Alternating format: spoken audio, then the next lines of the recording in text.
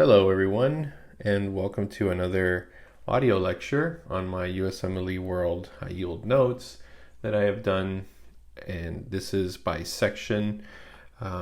Today we're going to be speaking on the subject of gastroenterology for internal medicine. These are all high yield topics. This is what you see on UWorld, and topics like this have come out on the actual exam. So we're going to get to it in a second. First of all, I'd like to thank each and every one of you who have subscribed and liked my videos. Thank you so much for that support. I'm just doing this to help you guys out. It's also benefiting me, of course, by speaking this out.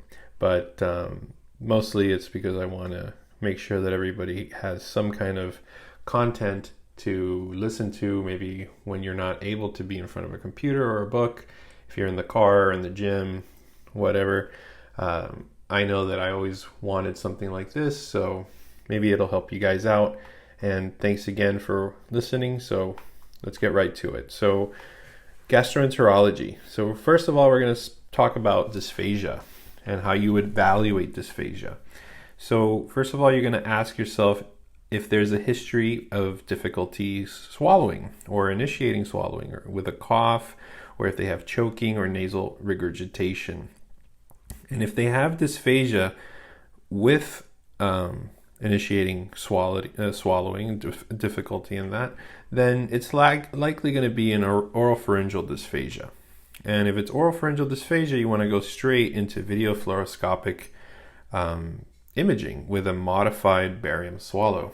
So that's going to be what's the next best step, a video fluoroscopic modified barium swallow or barium swallow. Now, if they do not have a history of difficulty initiating swallowing with a cough, choking, or nasal regurgitation, but they do have dysphagia, then it's most likely esophageal in origin. So it's an esophageal dysphagia. Now, if you're at that point, then you want to ask yourself, is the dysphagia occurring with solids or with both solids and liquids, or if it's progressing to liquids? So if it's only with solids that's slowly progressing to liquids, then most likely that dysphagia is due to a mechanical obstruction. You want to ask yourself at that point if there is a history of prior radiation, or if they have any kind of caustic injury, complex strictures or surgeries for esophageal or laryngeal cancers. If they do, then you want to go into doing a barium swallow, possibly later on doing an endoscopy. However, if they don't, you want to skip the barium swallow and go straight to endoscopy. Now, if they have dysphagia, and the dysphagia is both to solids and liquids, that's a clue right there, big clue for achalasia, but we'll get to that in a second. Then you're thinking this is a motility disorder because it's both solids and liquids. At that point, then you would need to do a barium swallow followed by a possible manometry. Okay, so let's talk about oropharyngeal dysphagia. Now, oropharyngeal dysphagia is the inability to properly transfer food from the mouth to the pharynx. So the food gets stuck in your throat, not specifically in the esophagus. The etiologies here would be like strokes or advanced dementias. Could be an oropharyngeal malignancy or a neuromuscular disorder like a myasthenia gravis. And that can complicate to an aspiration pneumonia as well as weight loss. And the next best step, like we said, was a video fluoroscopic modified barium swallow. And that's preferred initially because you want to evaluate swallowing mechanics and the degree of dysfunction and severity of an aspiration. Esophageal motility disorders, there's going to be, the main major ones are going to be achalasia, hiatal hernias, which is divided into sliding and rolling hiatal hernia, a Zenker's diverticulum, as well as an epiphrenic diverticulum. So out of all of those, achalasia, hiatal hernia, Zenker's, and epiphrenic seems to be the one that I haven't really seen a question about, but it's mentioned here, so we'll just go through it. So let's start off with achalasia and pseudoachalasia. So both pseudoachalasia and achalasia present with dysphasias to both solids and liquids. So that's the big clue word right there. Both solids and liquids, achalasia. And they have smooth tapering of the lower esophagus. In achalasia, there's going to be a loss of peristalsis in that distal esophagus, and there's going to be a lack of a lower esophageal sphincter relaxation. So that lower esophageal sphincter can't relax. It's really stiff. And the symptoms there are going to be for more than 5 years before receiving a diagnosis. So they're going to be going through this for at least more than 5 years, and then you can diagnose them. And they're also going to be associated with a little bit of weight loss as well. And you can imagine they're not eating normally. Endoscopy in achalasia is an evaluation that usually is going to show a normal appearing esophageal mucosa and a dilated esophagus with possible residual material. And also, it's going to be generally possible to easily pass an endoscope through the lower esophageal sphincter. Unlike if there is a malignancy where it'll be a little bit harder to do. Treatment would be a laparoscopic myotomy and pneumatic balloon dilation. That's the treatment of choice in patients who are at low risks of surgery. And patients who are at high risk of surgery, however, you'd want to do the botulinum toxin injection to kind of relax that area. Also nitrates and calcium channel blockers. But first of all, the first thing you want to do is you want to biopsy that to exclude any kind of malignancy. Okay? Now, pseudoachalasia, that's due to esophageal cancer, not because there's a denervation there. It's just that the esophageal cancer is causing the obstruction. So that's more of a mechanical type of motility disorder, but it kind of looks like like achalasia, hence pseudo. So it's a rapid onset of symptoms. So the symptoms here, instead of going to be persisting for more than 5 years, here we're going to be less than 6 months with pseudoachalasia. There's also going to be significant amount of weight loss, and they're going to also present with a history of alcohol and tobacco use. And the age is going to be more than 60 years old. So what you want to do first is you want to do an endoscopic evaluation because you do want to exclude malignancy. And later on, you can do a CT for imaging, CT imaging for staging. And then the CT can also be performed if endoscopy doesn't reveal anything, and if there is some kind of high suspicion for malignancy. So it's kind of one of those cases where if you still think that it's a possible malignancy, you want to do an endoscopy.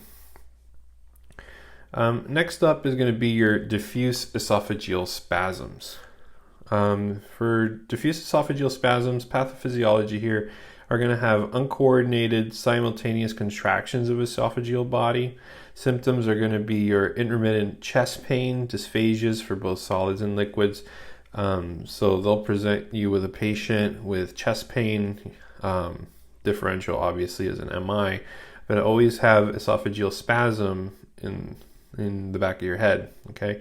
Especially if they're also presenting with dysphagia for both solids and liquids. And the diagnosis is on esophagram, you're going to see that corkscrew pattern. Manometry is going to show intermittent peristalsis, and there's also going to be multiple simultaneous contractions of the esophagus. The treatment would be calcium channel blockers, just like any other type of spasm attack. And alternatively, you can also give them nitrates and tricyclics. And that's due to impaired inhibitory innervation in the esophagus. It's often seen in association with an emotional factor as well as another type of functional GI disorder. Symptoms are going to resemble achalasia due to the impaired relaxation of the lower esophagus, as well as the nutcracker esophagus, which is going to give you an excessive tone at the lower esophageal sphincter. But on endoscopy, that's usually going to be normal because these are spasms and they can just happen randomly. Next up is dyspepsia. So we're going through this very quickly. But we're probably going to come back to the Zenkers and the hernias in a minute. So next we have dyspepsia. Causes here would be GERD, which is gastroesophageal reflux disease, NSAID use, gastric or esophageal cancer, functional dyspepsia, as well as symptomatic H. pylori infections that can present with or without a peptic ulcer. So if you have dyspepsia, the way you manage it is going to be if they have typical GERD symptoms, if they're already on an NSAID or COX-2 inhibitor, or if there isn't GERD, but they do have NSAIDs or COX-2 inhibitors. Okay, so let's break that down. So if they have typical GERD symptoms with dyspepsia, then you want to treat them by suppressing the acid. And the way you do that is obviously with either a PPI or an H2 receptor blocker. Now, if they have dyspepsia, but they're also taking NSAIDs or COX-2 inhibitors, then you obviously want to discontinue that medication, or you want to suppress the acid. So you can give them a PPI as well as stopping the medication that's causing the problem.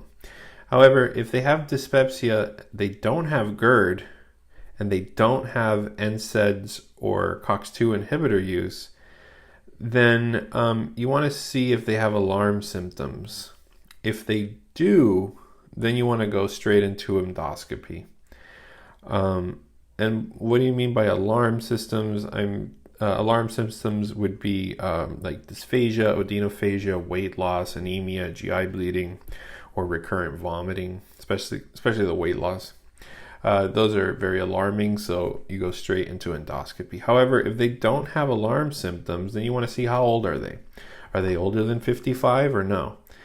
If they're not, if they're younger than 55 years old, then you want to go and test for H. pylori. If that's negative, you want to do a PPI trial for about a month and a half, 4 to 6 weeks.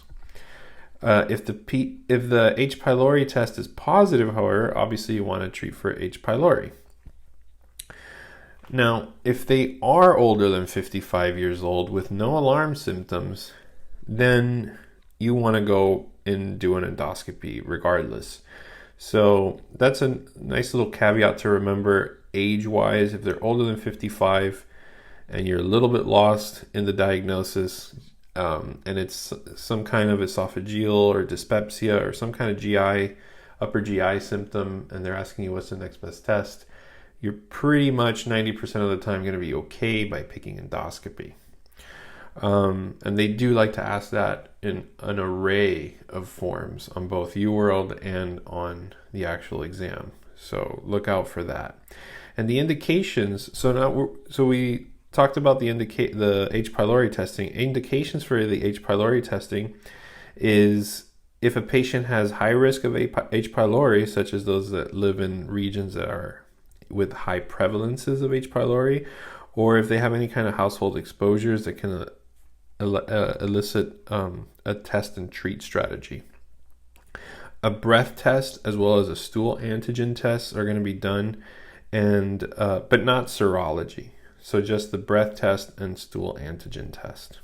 They like the stool antigen test. The breath test isn't really that much tested unless you're asking if the medications that they're on are working or not. Then you do the breath test. All right, next up is GERD. So the evaluation and treatment of GERD. So typical GERD without any kind of alarm symptoms, like we said, which are, remember, dysphagia, odynophagia, weight loss, anemia, GI bleeding, recurrent vomiting. If they don't have any of those, but they have GERD, then you want to do a trial of PPIs. If they're refractory to PPIs, then you want to change the PPI to a different type of PPI. Or you can use PPIs twice daily instead of once daily. And if that still doesn't work and it's persistent, then you want to go and do an endoscopy or an esophageal pH monitoring.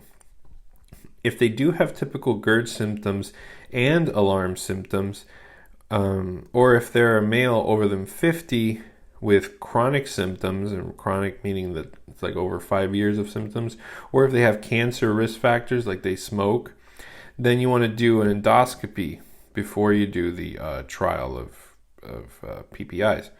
And you also want to assess for esophagitis due to an autoimmune condition or a Barrett's esophagus. And if that's the case, then you want to just treat accordingly. And if it's not esophagitis, then you want to actually evaluate further.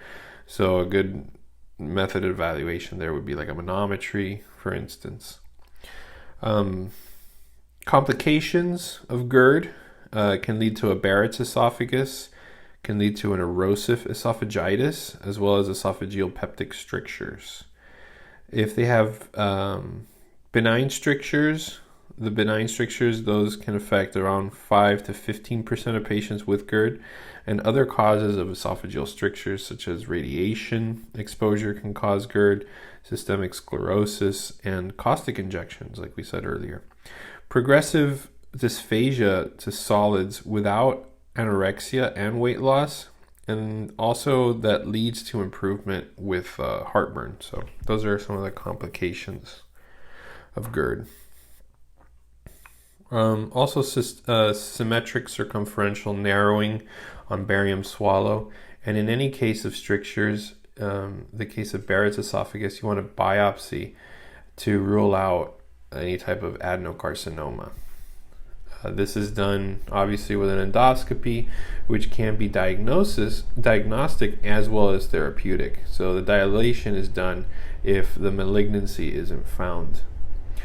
Another question they like to ask is something called globus sensation. Another word for that is called hystericus.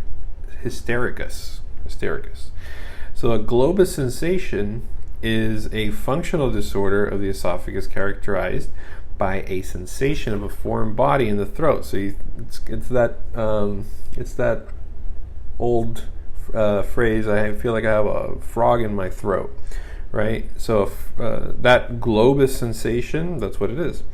It's the sensation of having a foreign body in your throat, but you don't have anything there. It's often worse when you swallow the saliva, and it's frequently associated with anxiety. Pain, dysphagia, dysphonia, or systemic symptoms aren't really typical for a globus sensation.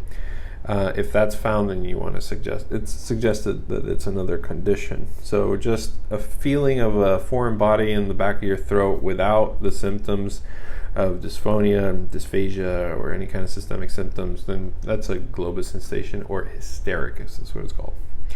Next up is your pill esophagitis. Medication-induced esophagitis is what it is.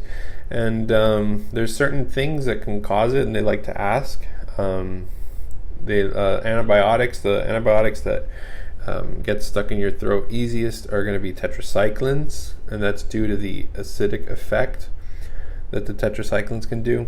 Also, anti-inflammatory agents like aspirin and NSAIDs, they can get there and cause esophagitis due to a disruption of the normal gastroesophageal protection. They'll erode that. Also, bisphosphonates, alendronate, risendronate, those can get stuck, as well as potassium chloride and iron tablets. The symptoms for a pill esophagitis is going to be a sudden onset of odynophagia with retrosternal pain, and then they're going to also present with difficulty swallowing. It's commonly found in the mid-esophagus, and that's due to the compression of the aortic arch, or if there's an enlarged left atrium. So because of that, there's like a little bump there, and pills get stuck in that area. So just remember that's in the mid-esophagus. I did see a question like that on UWORLD. I don't remember if I saw something like that on the exam, but that's pretty easy to remember. Clinically, diagnosis is going to be made clinically, but it can be confirmed with an endoscopy. Also, discrete ulcers with normal appearing surrounding mucosa. That's how it's going to look like. A discrete ulcer, and everything else is going to be normal. And the treatment is to stop the offending medication and prevent any kind of future injury. All right, so just remember that the ones that cause the pill esophagitis, that's a big one. Tetracyclines, aspirins, NSAIDs, bisphosphonates, potassium chloride, and iron tablets. They love to ask one of those. And that it gets stuck in the mid-esophagus. All right, esophageal rupture is next. So what are some of the clinical features of esophageal perforation? The etiology here is that they can have spontaneous ruptures like Boerhaave syndrome. Also, instrumentation can cause rupture, like if you're doing an endoscopy, that can actually perforate the esophagus if not done carefully. Esophagitis in itself, infectious esophagitis, pill esophagitis, caustic poisoning can all erode that inner layer and cause a perforation, as well as prolonged esophageal ulcers. Clinically, they're going to present with chest and abdominal pain, systemic findings as well, like fever. They're also going to have the typical subcutaneous emphysema in the neck. You don't know how many times I just look for that on the vignettes. Crepitations, when you palpate, the snap, crackle, pop, right? Subcutaneous emphysema, you're thinking immediately an esophageal perforation. But don't get tricked, it could be a tracheal perforation. They both present with subcutaneous emphysema. Also a Hammond sign, which is your crunching sound on the chest auscultation, like we already said. Diagnosis is going to be done with a chest x-ray or a CT. There's going to be a widened mediastinum, a pneumomediastinum because it's all air, a pneumothorax, and air around the paraspinal muscles, as well as pleural effusion, but that's later on in the disease process. CT can also be diagnostic, and on CT you'll see esophageal wall thickening as well as mediastinal air fluid levels. And the water-soluble contrast esophagram will show the leak at the perforation site. That's the tool that they like to use. It's the safest way of diagnosing an esophageal perforation is with a water-soluble contrast. The management is going to be antibiotics and supportive care for all patients, and surgical repair if there's any kind of significant leakage with a systemic inflammatory response. All right, so esophageal rupture that's secondary to endoscopy, that's going to be the most common cause of esophageal ruptures, especially if it's performed with other types of interventions, like if they're dilation of a stricture. It's a life-threatening emergency, so that requires emergency evaluation. The diagnostic choice here is, like we said, water-soluble contrast because it's less inflammatory to the tissues. And the treatment, if a perforation is confirmed, is to first close that perforation. So you want to close the esophagus and you want to drain that mediastinum to prevent any kind of mediastinitis. All right, next up we have characteristics of gastroesophageal mural injuries. So in that classification, we're going to divide that in between Mallory-Weiss tears and Boerhaave syndrome. So Mallory-Weiss tears, the etiology here is that it's an upper GI mucosal tear, and that's caused by forceful retching. The forceful retching increases the pressure and causes that tear. There's also submucosal arterial or venous plexus bleeding. Versus Boerhaave syndrome, this also is caused by forceful retching due to increase in pressures. However, it's not just a mucosal tear. Here we have a transmural penetration here, transmural tear. So that's going to cause esophageal air fluid leakage, and that's going to seep into nearby areas like in the pleura. So continuing on with Mallory-Weiss tears, clinically they're going to present again with vomiting, retching. They can also have hematemesis as well as epigastric pain. The lab or imaging is going to be EGD. That's going to confirm the diagnosis. And the treatment is that most tears are going to heal on themselves spontaneously, but if they continuously bleed, you want to do endoscopic therapy. For Boerhaave syndrome, they are also due to vomiting and retching, like we said, but they're also going to present with chest and upper abdominal pain. That's due to the transmural tear and the contents leaking out. Also, they'll present with adenophagia, fever. They can have dyspnea, and septic shock can ensue, as well as subcutaneous emphysema can be seen because of that leakage. On imaging, CT or contrast esophagram with a gastrographin is going to confirm the diagnosis, and the chest X-ray is going to see pneumometastanium as well as pleural effusions with a chest X-ray.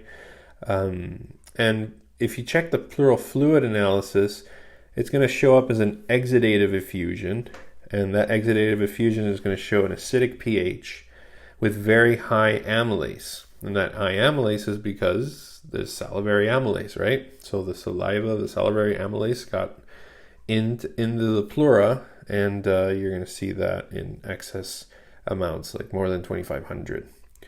All right, and but specifically, most important one here, that's like a clue one, is a gastrographin assay or CT contrast esophagram. Treatment for Boerhaave's is going to be surgery if there's any kind of thoracic perforation, or you can treat conservatively with like antibiotics if you have cervical perforations. Next up, we have esophageal carcinoma, esophageal cancer. So there's two subtypes: there's adenocarcinoma and squamous cell carcinoma. So adenocarcinoma is specifically found in the distal esophagus, and that's pretty much due to a Barrett's esophagus, right? So we all know that constant erosion of the lower esophagus is going to lead to a Barrett's esophagus, which is going to lead to adenocarcinoma if it's not corrected. The other type of esophageal cancer is squamous cell carcinoma, and squamous cell carcinoma can occur anywhere in the esophagus. The risk factors here is that for adenocarcinoma, this is mostly due to acid reflux or obesity, and in squamous cell cancer, squamous is associated with smoking, and it's also associated with alcohol use, and if they ever tried to commit suicide by ingesting a whole bunch of acid, so caustic injury. And that's a test question. Symptoms for both adeno and squamous cell carcinoma or esophageal cancer are going to be chest pain. They're going to present with weight loss and dysphagia to solids. And the way you diagnose is with a biopsy. That's a definitive diagnosis. And you can also stage it with a CT, specifically a PET CT. Remember that for that definitive diagnosis, we do the EGD, and you do that regardless if they're older than 55. Remember that. If they're younger than 55, you can first do a barium esophagram. And then the treatment for esophageal cancer is to do surgery for definitive cure. If the disease is limited to a specific area that you can actually surgically correct. Moving on, we have upper GI bleeding. And upper GI bleeds are associated with hematemesis, with melena, anemia, a high bun-creatinine ratio, and that's due because of the intestinal hemoglobin breakdown that's going to cause an increase in urea absorption in the proximal renal tubule, and that's due to an associated hypovolemia. The BUN is also going to increase in upper GI bleeds, but here's one that it doesn't increase with a lower GI bleed, only for upper GI bleeds. So if you see it, if you see an upper GI bleed, well, if you see an upper GI bleed, it's an upper GI bleed. But a high BUN is associated with upper GI bleeding. Management is going to be supportive, and those can include supplemental oxygen. You can manage it with bowel rest or IV fluid infusion, and that's with large bore catheters. You can also give IV PPIs to suppress any kind of acid, and that also reduces the rebleeding if they need a transfusion done, and that can help stabilize the clot in an upper GI bleed.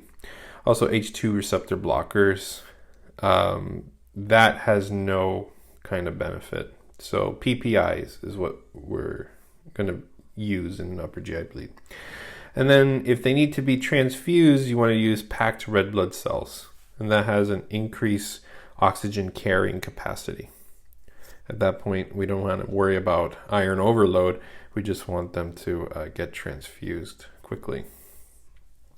Recommendations and thresholds for packed red blood cell transfusions. If their hemoglobin is less than 7, that's when it's basically indicated. If their hemoglobin is between 7 to 8, it's recommended if they're going to do some kind of cardiac surgery, or if it's an oncology patient that's in treatment, or if the patient has heart failure. If the hemoglobin is between 8 to 10, you only want to transfuse at that point with packed red blood cells if they're symptomatic. Also, if they have ongoing bleeding, as well as hypovolemia, and as well as acute coronary syndrome, and if they're having other types of surgery that are non-cardiac. And if their hemoglobin is over than 10, then you really don't need to transfuse any red blood cells in these patients. So what are the recommendations for infusion of fresh frozen plasma? Fresh frozen plasma, again, is going to contain all clotting factors and plasma proteins from 1 unit of blood. It's indicated if they have severe coagulopathies, like if they have liver disease or DIC. And it's also indicated they have active bleeding.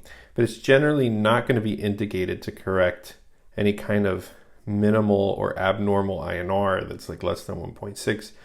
You don't want to do that. You just want to do that if they have severe coagulopathies, liver disease, DIC, active bleeding, right? Okay. Now, for platelet transfusion, you can either give it in 2 scenarios. So if the platelet count is less than 10,000, you want to give a platelet transfusion because you want to because a low platelet count like that increases the risk of spontaneous hemorrhaging. But if the platelet count's less than 50,000, you only want to do that if they're actively bleeding. If they're not actively bleeding and they have less than 50,000 platelets, you're still good. They don't need a platelet transfusion. Recommendations for whole blood transfusion. This is controversial here because it's not really given. Whole blood is given in cases of severe hemorrhage, like a massive trauma situation requiring massive amounts of transfusion to assist in a volume expansion. Whole blood has everything. So think of a scenario like a military scenario where there's like a war scene, and I mean you have like multiple people with grave injuries and severe hemorrhages. Then whole blood transfusion is indicated there. So look out for those kind of scenarios. For acute erosive gastritis, this is a severe hemorrhagic erosive lesion, and it's due to exposure of the gastric mucosa to agents that are very injurious to that mucosa, or if they have a substantial decrease in blood flow. So aspirin is going to cause, specifically aspirin is going to cause a decrease in the protective layer of the prostaglandins, and so they're going to decrease prostaglandins, and that's going to cause a direct mucosal injury. Alcohol also can directly cause mucosal injuries. So alcohol and aspirin are both very, very bad combination there. So Mad Men, if you guys are fans of the TV show Mad Men, where the guy's drinking and just drinking aspirin for his headache, it's not a good scenario. It's not a good combo there. Mucosal injuries is that it's gonna, the cause of a mucosal injury, there's a decrease in the protective barrier. So there's gonna have low bicarbonate and low mucins. They're gonna decrease the integrity of the epithelium. And if that's the case, that's gonna allow acid and luminal substances like proteases and bile acids to go ahead and penetrate the lamina propria and further injure the vasculature and subsequently give you more hemorrhaging that causes then hematemesis as well as abdominal pain. All right, next up is gastric carcinoma. All right, so in gastric carcinoma, we're going to see staging, of the gastric carcinoma. So initially you want to do an endoscopy with a biopsy that shows positivity for an adenocarcinoma. Once you have that, then you want to do a CT of the abdomen and of the pelvis. And that's important because that's going to reveal metastasis, especially metastasis to livers. After you do that, then you can go ahead and do a PET scan, CT scan. You can also do endoscopic ultrasound, laparoscopy. You can do a CT scan of the chest, and you can get a peritoneal lavage with or without paracentesis. When you do any of those, then that's going to either tell you if the stage is in a limited stage or it's already advanced. So if the stage is limited, then you can go ahead and surgically excise it, the adenocarcinoma. If it's located in one specific area, you can go and take it out. However, if it's advanced, you obviously can't surgically remove it. You got to move on to chemotherapy with or without a type of palliative surgery. And laparotomy is going to be eventually required for curative or palliative management in most patients, but initially a CT image is going to be needed to plan out an appropriate next step in the evaluation. Now for H. pylori, that's an important cause of adenocarcinoma, and when you eradicate it, that's recommended before any kind of cancer removal, because you want to avoid adenocarcinoma development. So just by removing H. pylori, because H. pylori in itself could cause adenocarcinoma, by removing the H. pylori, you may be treating development in cancer. Treatment leads to remission in some MALTomas and cases, but not for adeno, however. So remember that H. pylori is more associated with MALToma. For mucosa-associated lymphoid tissue lymphoma, or MALToma, this is a low grade. It could be low grade, and they have a high association with H. pylori. Like we said, treatment of H. pylori with antibiotics can regress the MALToma, and is going to be the mainstay for gastric MALTomas without metastasis. If they don't regress, then chemotherapy with the CHOP regimen, which is cyclophosphamide, adriamycin, vincristine, and prednisone, or CHOP with bleomycin. And the role of radiotherapy is going to be controversial, and currently it's being used as an adjunctive therapy only. All right, next up is gastric outlet obstruction, and this is postprandial pain and vomiting with early satiety. The causes of gastric outlet obstruction would be a gastric malignancy, could be a peptic ulcer disease, Crohn's disease can do it, strictures with pyloric stenosis, and that's secondary to a caustic injection. So a caustic ingestion, caustic acid. And that usually develops after 6 to 12 weeks of the ingestion, after resolution of an acute injury, and then a gastric bezoar. So those are all causes of gastric outlet obstruction. The maneuver to diagnose a gastric outlet obstruction is going to be that abdominal succussion splash. So the stethoscope, you place that over the upper abdomen, and you rock the patient back and forth at the hip, and you're going to hear that succussion splash, that splashing of the gastric contents, right? The gastric material, it's retained for more than 3 hours. It'll generate that splash, and that indicates the presence of a gas and fluid in a hollow viscus, right? It's kind of like just shaking an empty, halfway filled container. That's what you hear. It's a test that has a modest sensitivity and specificity, but obviously it's you need more tests to definitively evaluate that. But on UWorld, they have that succussion splash. I didn't have that question on my actual exam. It's a fairly easy question. If you hear that, that's because the contents are just lying around in the stomach, and it's not moving forward. So the initial management there would be to do nasogastric suctioning, and that's used to decompress the stomach, as well as IV hydration and endoscopy for definitive diagnosis. And the treatment is surgery, which usually is reserved for cases of strictures. All right, next up is malabsorption syndromes. So let's start off with steatorrhea. Causes of steatorrhea would be like pancreatic insufficiency, bile salt related problems causing steatorrhea, impaired intestinal surface epithelium, and other rare causes like Whipple's and ZE syndrome. But we'll get to that. So in pancreatic insufficiency, chronic pancreatitis that's due to an alcohol abuse. It can also be due to cystic fibrosis or autoimmune or hereditary pancreatitis, as well as pancreatic cancers. Bile salt related causes of steatorrhea would be like small bowel Crohn's disease, a bacterial overgrowth, primary biliary cirrhosis, as well as primary sclerosing cholangitis, surgical resection of the ileum, and that's going to be at least 60 to 100 centimeters worth of resection. Also, impaired intestinal surface epithelium can cause steatorrhea, such as in celiac disease, in an AIDS enteropathy, or in a giardia. And like I said earlier, the rare causes, it was Whipple's disease, ZE syndrome, and medication-induced causes of steatorrhea.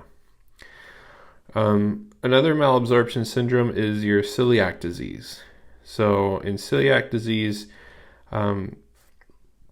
there's going to be symptoms depending on what nutrient is involved. That's really important to differentiate, because these are just like clues that can help you answer a question. So the question is never going to ask, is this celiac disease? It's going to ask you something associated with celiac disease. So in other words, generally speaking, the symptoms of celiac disease in the vignette, they're gonna throw in bulky or foul-smelling floating stools.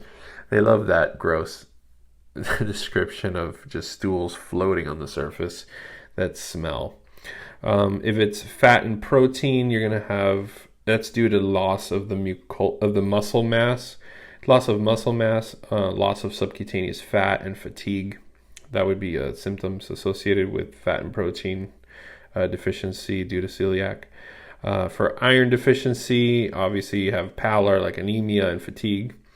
Calcium and vitamin D deficiencies due to celiac, they'll present with bone pain or fractures, so osteomalacia and osteoporosis. Vitamin K deficiency, so they'll present with a patient that has easy bruising, and vitamin A deficiency, hyperkeratosis. Celiac disease can also lead to deficiencies in vitamin B12, also in folic acid, and zinc deficiency. And the diagnosis is strongly correlated with positive IgA anti-tissue transglutaminase antibodies. They do like to ask that. So remember IgA anti-tissue transglutaminase antibodies, as well as IgA anti-endomysial antibodies. So those two are going to be correlated with celiac. But many patients with biopsy confirmed celiac are going to have a negative IgA antibody screen, and that's due to concurrent selective IgA deficiency, which is common in celiac disease. So if you don't remember any of those little tidbits or details, just try to remember IgA antibodies and IgA anti-transglutaminase antibodies or anti-endomysial antibodies. And that'll, just remembering that will trigger your brain to remember celiac disease. And if the IgA serology is negative and the suspicion is high, so let's say that you do get a negative serology for IgA, but you still think it's celiac, you want to go ahead and measure a total IgA or IgG, and that's based on serological testing. And of course, you have your D-xylose absorption test, and that's a test where you drink this D-xylose, right, this fluid, and that causes, normally the D-xylose gets absorbed into your bloodstream, so when you pee it out, you'll have an increase D-xylose in your urine. So that's the only, that's a test that they like to test on for this. They do like to put this down, because if you drink the solution and you do not have D-xylose in the urine, that means that it was never absorbed in the intestine properly. So that can point you in a direction of a small intestinal absorption problem, such as celiac disease. So the D-xylose, again, is a monosaccharide. It's absorbed directly in the proximal small intestine without degradation by the pancreatic or brush border enzymes. A positive test in the proximal small intestine mucosal disease is most commonly seen in celiac disease. A false positive would be like delayed gastric emptying or improper glomerular filtration. So let's say your kidneys don't really work.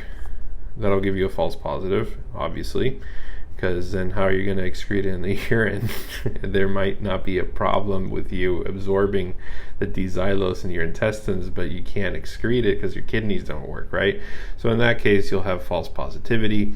Also, small intestinal bacterial overgrowth can cause a wall there for you not to be able to absorb that, right? So if you have too much intestinal bacterial overgrowth. Also, fermentation of D-xylose before the absorption even happens, because you're taking some kind of antibiotics like rifaximin. But rifaximin actually will improve the D-xylose absorption. So what you need to know is that there are a lot of false positivities there. This is only obviously if you don't have any other type of pathologies. So next up we have pancreatic insufficiency, and this is due to long-term alcohol abuse causing chronic pancreatitis. That's the most common. You have progressive inflammation that leads to a permanent structural damage, and that then causes loss of exocrine and endocrine function, where you'll have loss of more than 90% of the pancreatic function. And because you have that, then you have fat and protein malabsorption. That will then lead to a postprandial epigastric pain around 15 to 30 minutes after a meal. And intermittent initially, and later it becomes persistent. So the diagnosis is pancreatic function tests to document the pancreatic exocrine insufficiency. You also have fecal fat tests like a Sudan stain on spot stool specimens or a 72-hour collection. You also want to confirm steatorrhea, and it can be used to monitor the response to pancreatic enzyme replacement therapy. So the fecal fat tests. Next up is your tropical sprue. So obviously tropical sprue is kind of an easy one. They'll present you with a patient in a tropical area like Puerto Rico or Dominican Republic or something like that, or some kind of island in the Caribbean, right? Tropical sprue. More than 1 month is the diagnosis here you'll be thinking about. So malabsorption, especially vitamin B12 and folate deficiency. So you'll see a patient with glossitis, chelosis, a protuberant abdomen. They'll also present with pedal edema and anemia. A small intestinal biopsy is going to show blunting of the villi with infiltration of the chronic inflammatory cells, including plasma cells, lymphocytes, and eosinophils.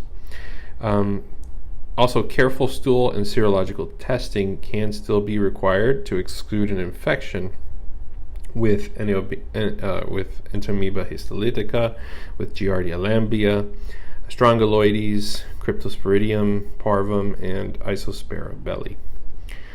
So those are tropical. That's tropical sprue. So think of tropical sprue like kind of like celiac sprue, but it's in a tropical area. Didn't have that on my actual exam. I don't remember having that on my UWorld. I just remember it from first aid or something like that. Lactose intolerance. This is characterized by positive hydrogen breath tests and also a positive stool test for the reducing substances. It's not a positive urine test for reducing substances. Urine test is going to be positive in glucosuria and in galactosuria. There's going to be a low stool pH, and the low stool pH is due to a fermentation of products and increased stool osmotic gap. And that's due to an unmetabolized lactose and organic acids. This is measured by the osmotic gap, which is going to be increased to more than 50 milliosmoles per kilogram in all forms of osmotic diarrhea. But in lactose intolerance, there's no steatorrhea. So just remember the hydrogen breath test for lactose intolerance and the positive stool test for the reducing substances. All right, next up we have small intestinal bacterial overgrowth. So the etiology of it is that it's an anatomical abnormality, such as strictures or surgery can cause bacterial overgrowth in the small intestine. Motility disorders like diabetes and scleroderma can cause it. Other causes of small intestinal bacterial overgrowth would be like end-stage renal disease, AIDS, cirrhosis, advancing in age, and as well as acid suppression, so like chronic PPI use, and chronic pancreatitis. Signs and symptoms of intestinal bacterial overgrowth would be abdominal pain, diarrhea, bloating, excess flatulence, malabsorption, weight loss, anemia, and nutritional deficiencies. And the diagnosis is done with an endoscopy, which is the gold standard, and that endoscopy with jejunal aspirate is going to show more than 10 to the 5th power of organisms. Normal levels are less than 10 to the 4th. So 10 to the 5th, more than that, that's what you're going to see for bacterial overgrowth. Just think like way too many bacterial overgrowth, right? Glucose breath hydrogen testing is going to be used to diagnose this as well. Common organisms for the bacterial overgrowth would be streptococci, Bacteroides, E. coli, and lactobacillus. And the treatment would be actually to give them an antibiotic, 7 to 10 day course of antibiotics. So rifaximin, like we said earlier, that's going to bring down the bacterial overgrowth, and amoxicillin clavulanate. And you want to avoid anti-motility agents such as narcotics. Dietary changes can also treat bacterial overgrowth, so like a high-fat, low-carb diet. And trials of promotility agents like metoclopramide can help with the bacterial overgrowth. So the small intestinal bacterial overgrowth, that's going to be due to an increase in native and non-native bacteria that usually causes an increase in fermentation. And that increase in fermentation by the bacteria is going to lead to inflammation as well as a malabsorption because it creates a barrier. And the proximal small intestine normally is going to contain relatively minimal bacterial colonizations, and that's due to a gastric acidity and peristalsis.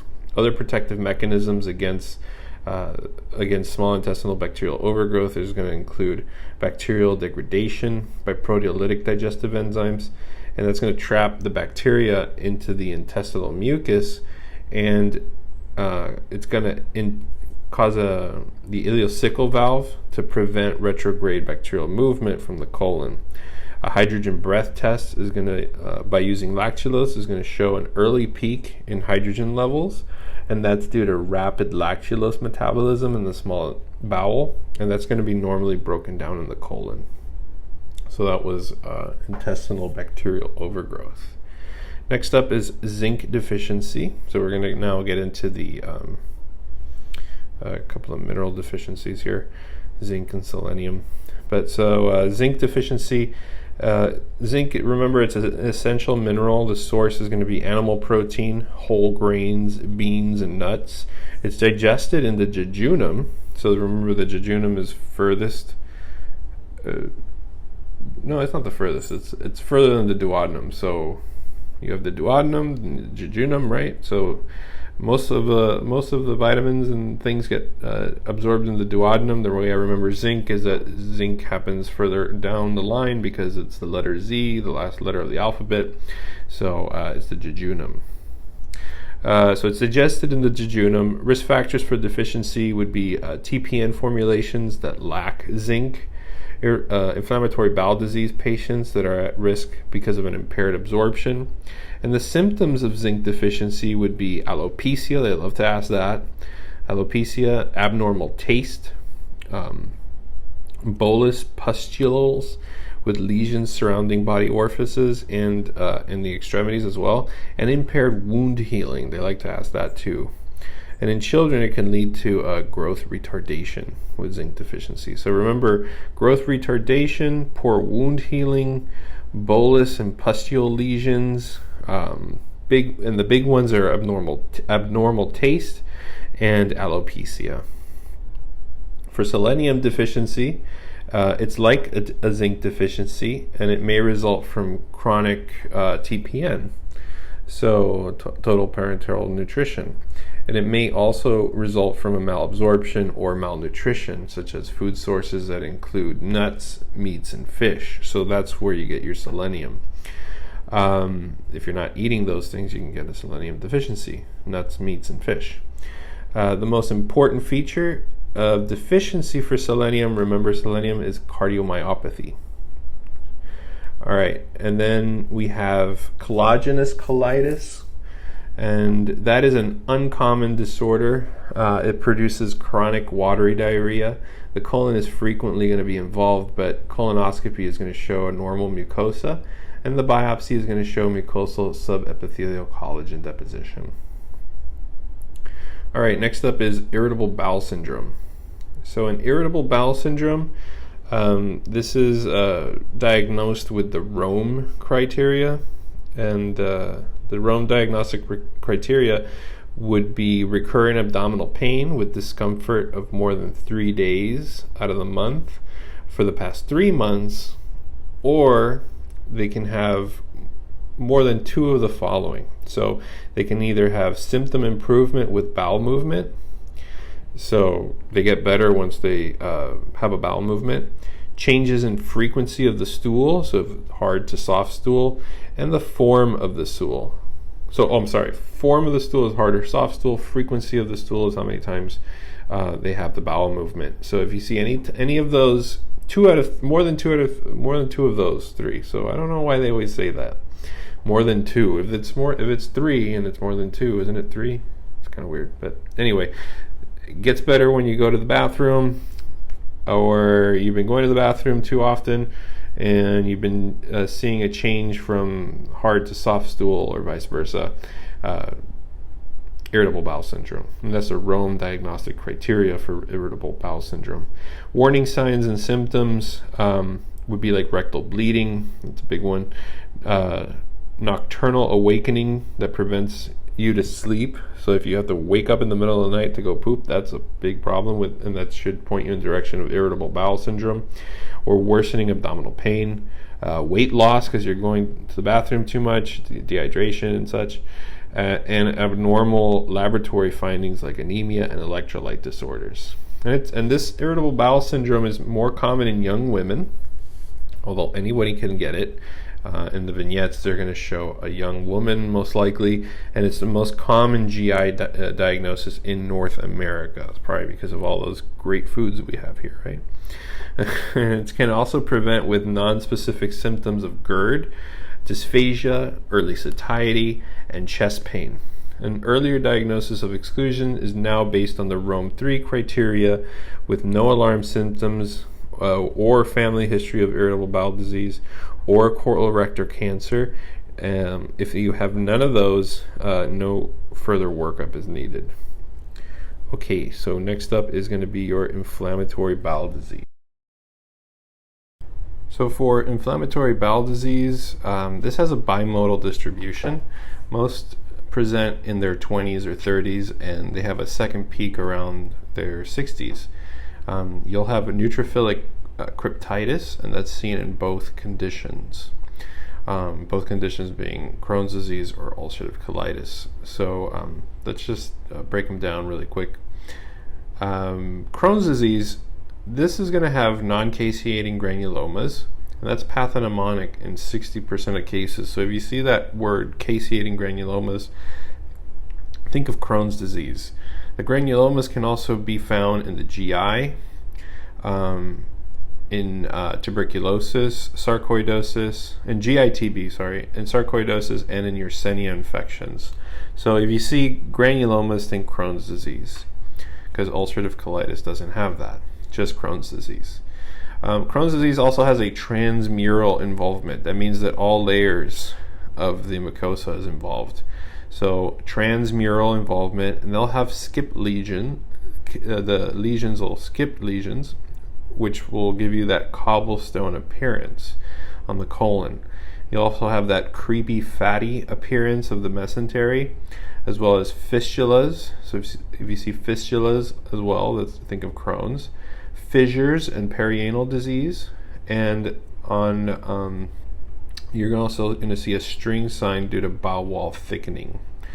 So then Crohn's disease and ulcerative colitis are both going to have abdominal pain and bloody diarrhea. So that's not really telling you anything. In Crohn's disease, it can involve any part of the mouth to the anus, so it goes all the way from the mouth to the anus, the whole entire GI tract, but it's usually limited to the terminal ileum. And it can cause solitary colitis in around 15 to 20% of patients, and the rectum is usually going to be spared. So in ulcerative colitis, remember, ulcerative colitis does not have granulomas. They do present with abdominal pain and bloody diarrhea. And in ulcerative colitis, it's limited to the colon and to the rectum. It doesn't involve anything else, just the colon and rectum. That's always involved. Although it could involve the terminal ileum due to like a backwash, but that's rarely the case. And crypt abscesses. So in ulcerative colitis, think of crypt abscesses and ulcers. That's characteristic with mucosal and submucosal involvement only. It doesn't go transmural. It's just mucosal and submucosal. So you'll have those crypt abscesses there. You'll also have a lead pipe appearance that looks like a thickening, like a big lead pipe on x-ray. And they also have pseudopolyps, which are inflammatory polyps that are due to a chronic disease.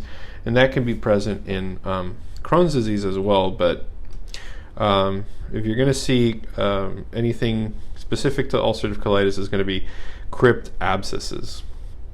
Now, ulcerative colitis, like we said, the symptoms are bloody diarrhea, weight loss, and fever. They can also have, on endoscopy, if you do the endoscopy, you'll see erythema. You can have a friable mucosa, pseudopolyps, and the involvement is going to be in the rectosigmoid with continuous colonic involvement, but you're not going to see any skip lesions. That's only for Crohn's. In ulcerative colitis, on biopsy, it'll only have the mucosal and the submucosal inflammation, like we said, as well as the crypt abscesses. And complications are going to be toxic megacolon. It can complicate to a primary sclerosing cholangitis, colorectal cancer, erythema nodosum, pyoderma gangrenosum, and spondyloarthritis. And the risk of melanoma and other non-melanomatous skin cancers are increased in inflammatory bowel diseases, and that's due to the immunosuppressive medications that you give them. So there's a higher risk of melanoma. That's a good one to remember. Moving on, we have toxic megacolon. And what are some of the risk factors for toxic megacolon? They could be inflammatory bowel disease and a C. diff infection. The diagnosis is you'll have a systemic toxicity like fevers, tachycardia, hypotension. There can be bloody diarrhea, abdominal distension, and peritonitis, as well as marked colonic distension on imaging. The management of a toxic megacolon is with bowel rest, NG suction, as well as antibiotics. You can give them or not steroids, or with or without steroids, if inflammatory bowel disease is present, and surgery also if they're unresponsive to a medical management. So in ulcerative colitis, this is usually limited to the colonic mucosa. At times it extends to the smooth muscle layer, causing paralysis of the muscle and colonic distension. Usually in early diseases, less than 3 years is the diagnosis. It can be total or segmental colonic dilation, and other causes would be ischemic colitis, avulvulus, diverticulitis, as well as infections with C. diff, CMV colitis, and HIV patients. Obstructive colon cancer is going to be less common. The symptoms will be severe bloody diarrhea, as well as systemic findings. Diagnosis is on plain x-ray. That's going to show a dilated right transverse colon, more than 6 centimeters, and that's possibly due to multiple air fluid levels with thick haustral markings that do not extend across the entire lumen. And they can also have more than 3 of the following. So they can have either fever, tachycardia, a white blood cell count more than 10,500, and anemia. More than 3, they can have those. Other findings could be like volume depletion. They can have altered mental status, hypotension, peritonitis, and electrolyte imbalances. And the treatment, medically, it's a medical emergency. So you got to do nasogastric decompression for the toxic megacolon. You also got to give them IV hydration, broad spectrum antibiotics, bowel rest, and IV steroids is going to be preferred for treating the inflammatory bowel disease, toxic megacolon. And emergency surgery with a subtotal colectomy with end ileostomy, that's going to be your treatment of choice. So a total colectomy with end ileostomy. If the colitis is still not resolved, more than 50% of the cases are going to respond to conservative management. So, well, what I'm trying to say is that more than 50% of cases will respond to conservative management, but if the colitis isn't resolved, you're going to need emergency surgery with the subtotal colectomy and ileostomy. And opiates, remember, those are contraindicated due to anti-motility effects that can promote perforation. You want to discontinue other kinds of anti-motility drugs, like if they're taking loperamide or anticholinergic agents.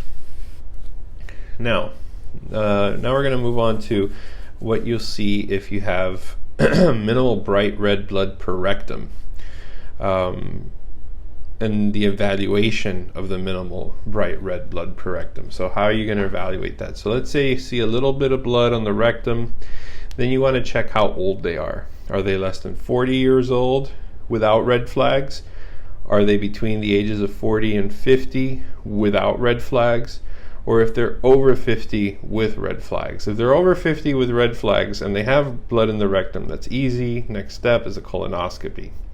And unless they had a normal colonoscopy 2 to 3 years back, but with red flags, you always want to do a colonoscopy if they're over 50 years old.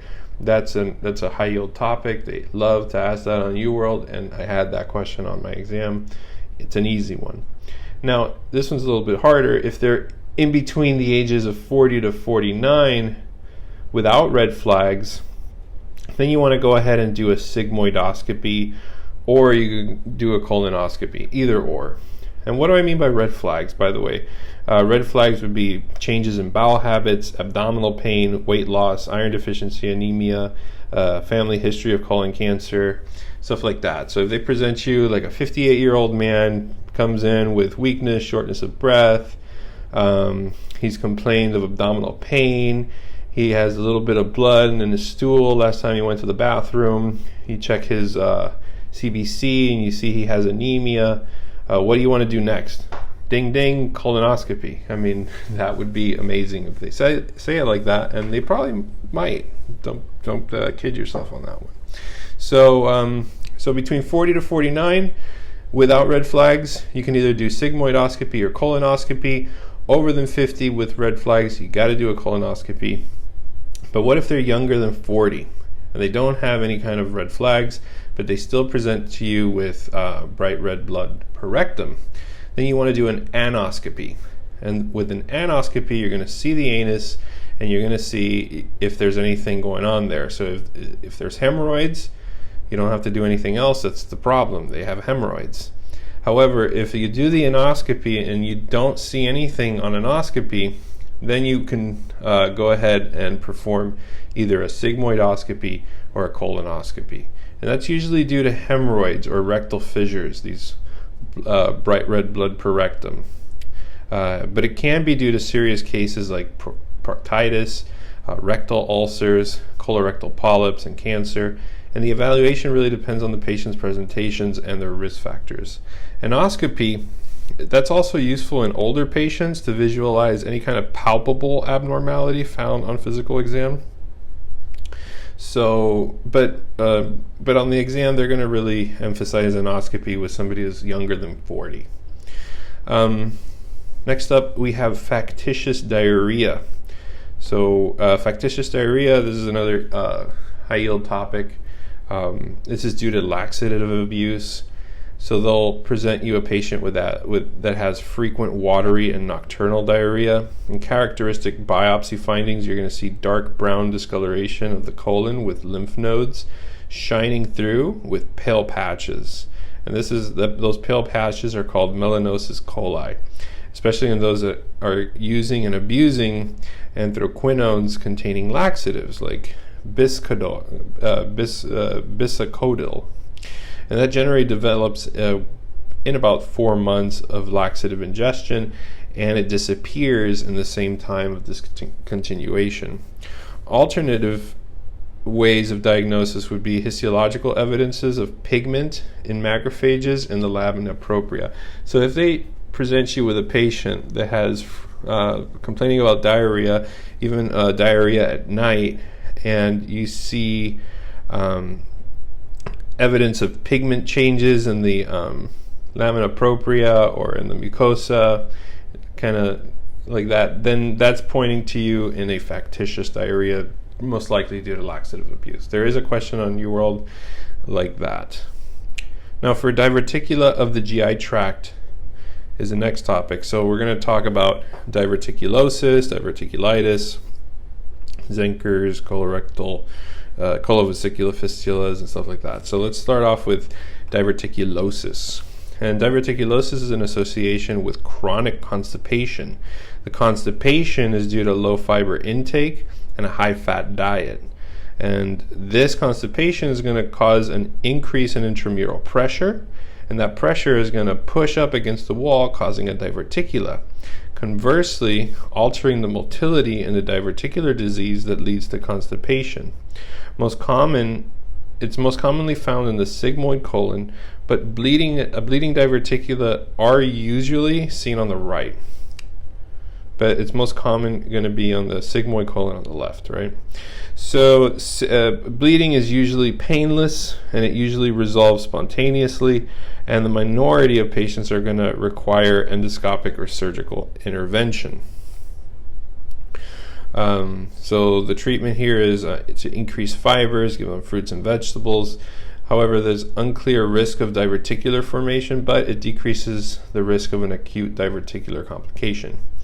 And there's also an increased risk of diverticular complications such as diverticular hemorrhages and diverticulitis, and that's due to if the patient had an increase in meat intake, so if they're eating a lot of meat in their diet, or their NSAID use or aspirin users, also obesity and possible smoking.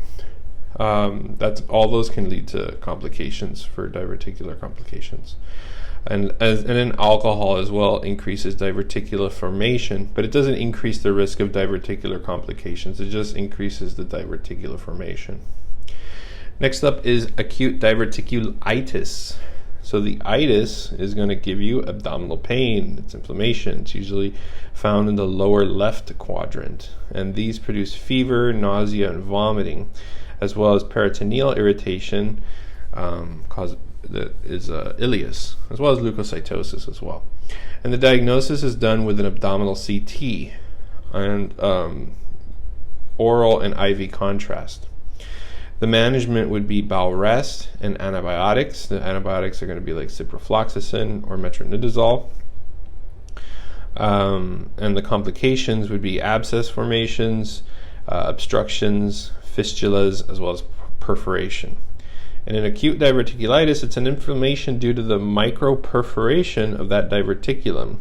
So if the diverticulum perforates, that causes diverticulitis.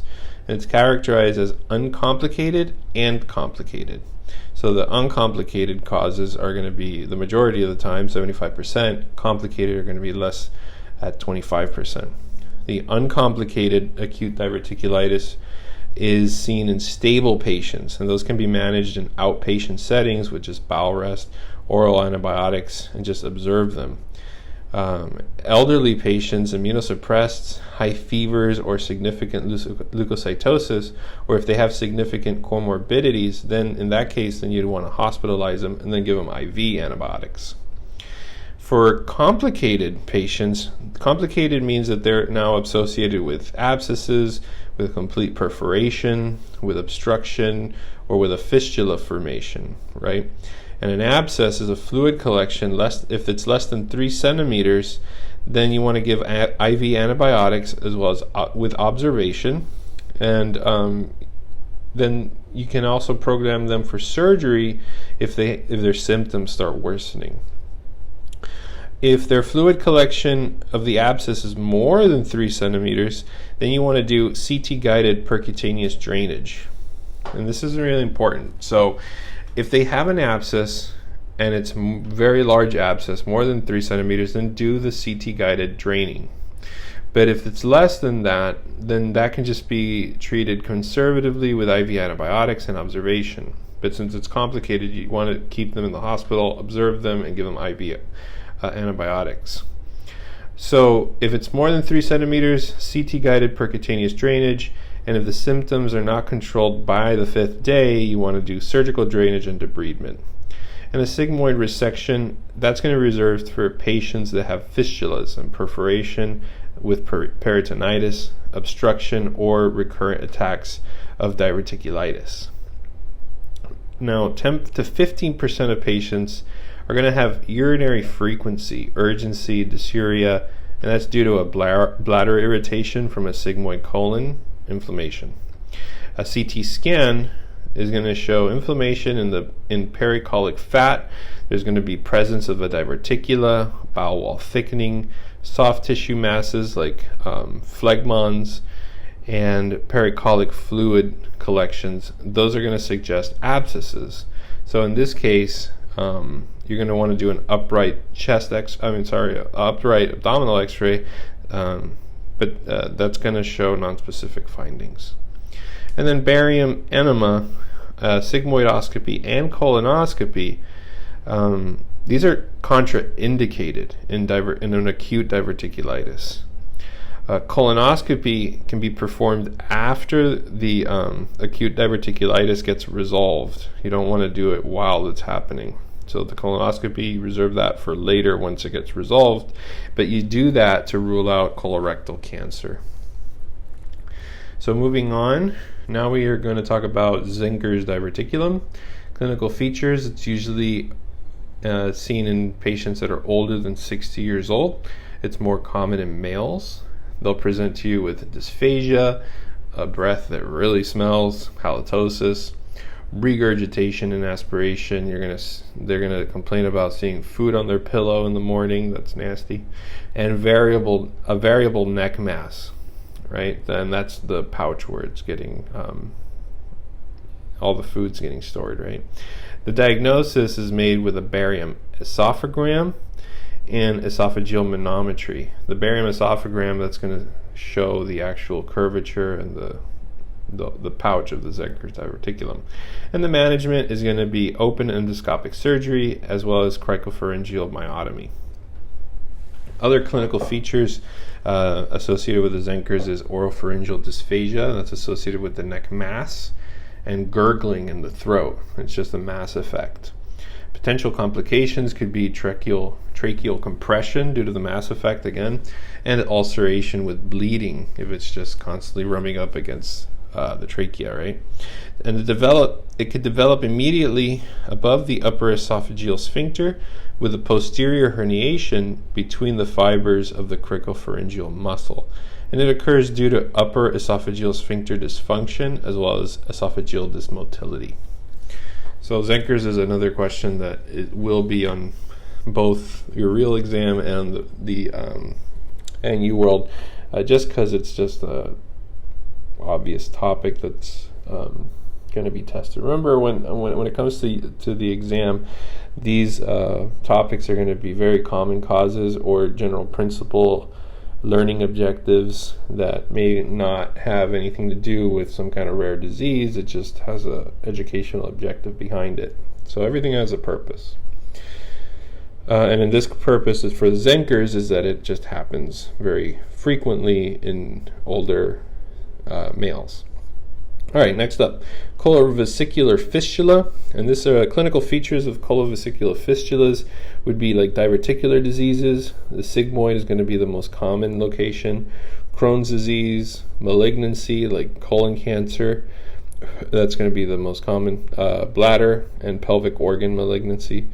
Clinically, they present with pneumaturia, which is air in the urine, and that usually occurs at the end of urination, as the gas is going to collect at the top of the bladder, right? So the top of the bladder, air rises, it's going to be there. When you finish peeing, you're going to have that spitting of air and urine. That's pneumaturia. And that's going to be seen at the end of micturition. Fecal urea, which is stool in the urine, that's a big clue right there. And recurrent urinary tract infections with mixed flora. Those are all hints, but the fecal urea, that's going to be a big one. The pneumaturia is another big one. And the diagnosis for a colovesicular fistula is going to be done with abdominal CT with oral or rectal contrast, but not IV contrast. And remember that the contrast is going to be shown in the bladder with thickening colonic and bladder walls. And then on colonoscopy, this is done to exclude any kind of colonic malignancy. And treatment, it's usually surgery after the infection gets resolved. Next up is acute mesenteric ischemia. So in acute mesenteric ischemia, patients present with rapid onset of periumbilical pain, and that's often severe pain. And the pain is so severe that it's out of proportion to the exam findings. That's a big one to remember. It's a pain that's out of proportion to the exam findings. Hematochezia is going to be a late complication of acute mesenteric ischemia. The risk factors would be like atherosclerosis. It could be either acute or chronic due to like AFib or any kind of cardiovascular problem, shock, vasoconstriction, an acute thrombosis due to a peripheral arterial disease, or any kind of low cardiac output state. It's going to lead to an acute or chronic atherosclerosis. Also embolic sources, thrombuses, vegetations, and hypercoagulable disorders, obviously. Laboratory findings, you'll see leukocytosis, an elevated amylase and phosphate levels, and you'll also see a metabolic acidosis, specifically with elevated lactate, or they can have low bicarbonate, but metabolic acidosis. And then diagnosis is going to be done with a CT that's preferred, or MR angio. And then you can also do a mesenteric angio if the diagnosis is unclear. The mesenteric ischemia, remember, that's most commonly seen in elderly patients. It can result from a cardiac embolism because of an atrial fibrillation or arterial thrombus if they have atherosclerosis, or other etiologies like if they have shock or vasoconstrictions. They can present with periumbilical pain, and that can be associated with nausea and vomiting, and that pain is out of proportion to the physical findings. And if that pain is prolonged, more focal abdominal tenderness, that's going to be due to local inflammation or infarction, and perforation or peritonitis can be involved. There can also have peritoneal signs like guarding or rebound tenderness, but that's already probably because it's perforated. On CT, you'll see focal or segmental bowel wall thickening, pneumatosis intestinalis, small bowel dilation, and mesenteric stranding from a mesenteric thrombi. And how do you manage them? Patients with evidence of bowel infarction, those undergo immediate operative evaluation, so they go straight to the OR. Otherwise, the diagnosis can be confirmed radiologically with a CT angio. The treatment is going to include an open embolectomy with vascular bypasses or an endovascular thrombolysis. And in addition, patients should be started on broad-spectrum antibiotics, and in the absence of active bleeding, anticoagulation is done to reduce the risk of clot expansion. Now, for chronic mesenteric ischemia, because we just talked about acute mesenteric ischemia. So remember, acute, most common, is going to be an old man or old patient, just got out of surgery, has cardiac problems, and now they have extreme abdominal pain. Okay, mesenteric ischemia. But chronic mesenteric ischemia, the etiology here is due to atherosclerosis, so a patient who smokes or has dyslipidemia. Clinically, they have features such as crampy, postprandial epigastric pain, food aversion, and weight loss. They can have signs of malnutrition with an abdominal bruit, and the diagnosis is done again with a CT angio. That's preferred, or you can do a Doppler ultrasound, but the CT angio is going to be the one that they're going to ask you for. Management is going to be risk reduction, such as if they smoke, stop smoking, nutritional support, as well as endovascular or open surgical revascularization if it needs be. An abdominal x-ray and CTs can show calcified vessels, because this is, remember, chronic mesenteric ischemia. So at this point, the vessels will be calcified, and that diagnosis is going to require better calcifications. Now, for ischemic colitis, this is our next topic, ischemic colitis, the risk factors again are a patient over 60 years old with chronic renal disease or hemodialysis. They can have atherosclerotic vascular disease and procedures, as well as an MI. So we're seeing a pattern here with the ischemic colitis, mesenteric ischemia, right? And but clinically, they have mild pain. So for mesenteric ischemia, they have extreme pain. Ischemic colitis, they'll have mild pain and tenderness. They can also have fever, nausea, and leukocytosis as well. They can also present with hematochezia and diarrhea, and again, a metabolic acidosis. The diagnosis is going to be made with CT scan, and that CT scan is going to show a thickened bowel wall with double halo signs, as well as pneumatosis coli. And then you can also do a colonoscopy, which is going to show mucosal pallor and cyanosis. You'll see petechias or hemorrhaging. And the management here is supportive. So give them IV fluids, give them bowel rest, IV antibiotics, and if it gets too bad, colonic resection. If they have some kind of like infarction of the bowel or something, or they start deteriorating clinically, then you want to resect the colon. Commonly, the sites involved in an ischemic colitis is going to be that splenic flexure at that watershed area between the territory of the superior and the inferior mesenteric artery. And it's going to be in the rectosigmoid junction where the sigmoid artery and the superior rectal artery are. All right, moving on, we're going to go to retroperitoneal hematomas.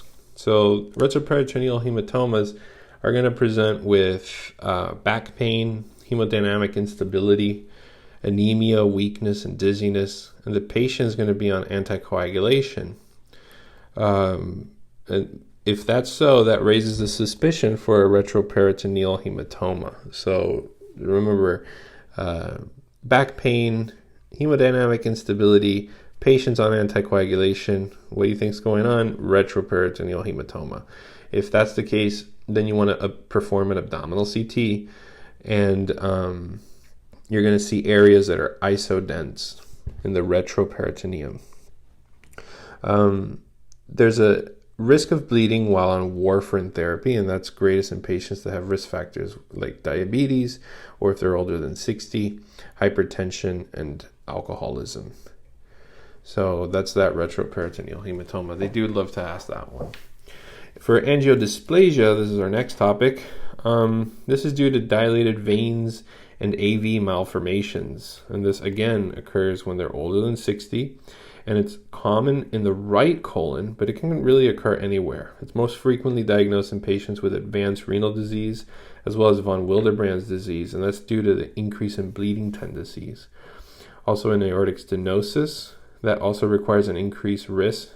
That also causes an increased risk due to the acquired von Willebrand's factor deficiency from the disruption of the von Willebrand's multimers as they go ahead and transverse the turbulent valve space induced by the aortic stenosis.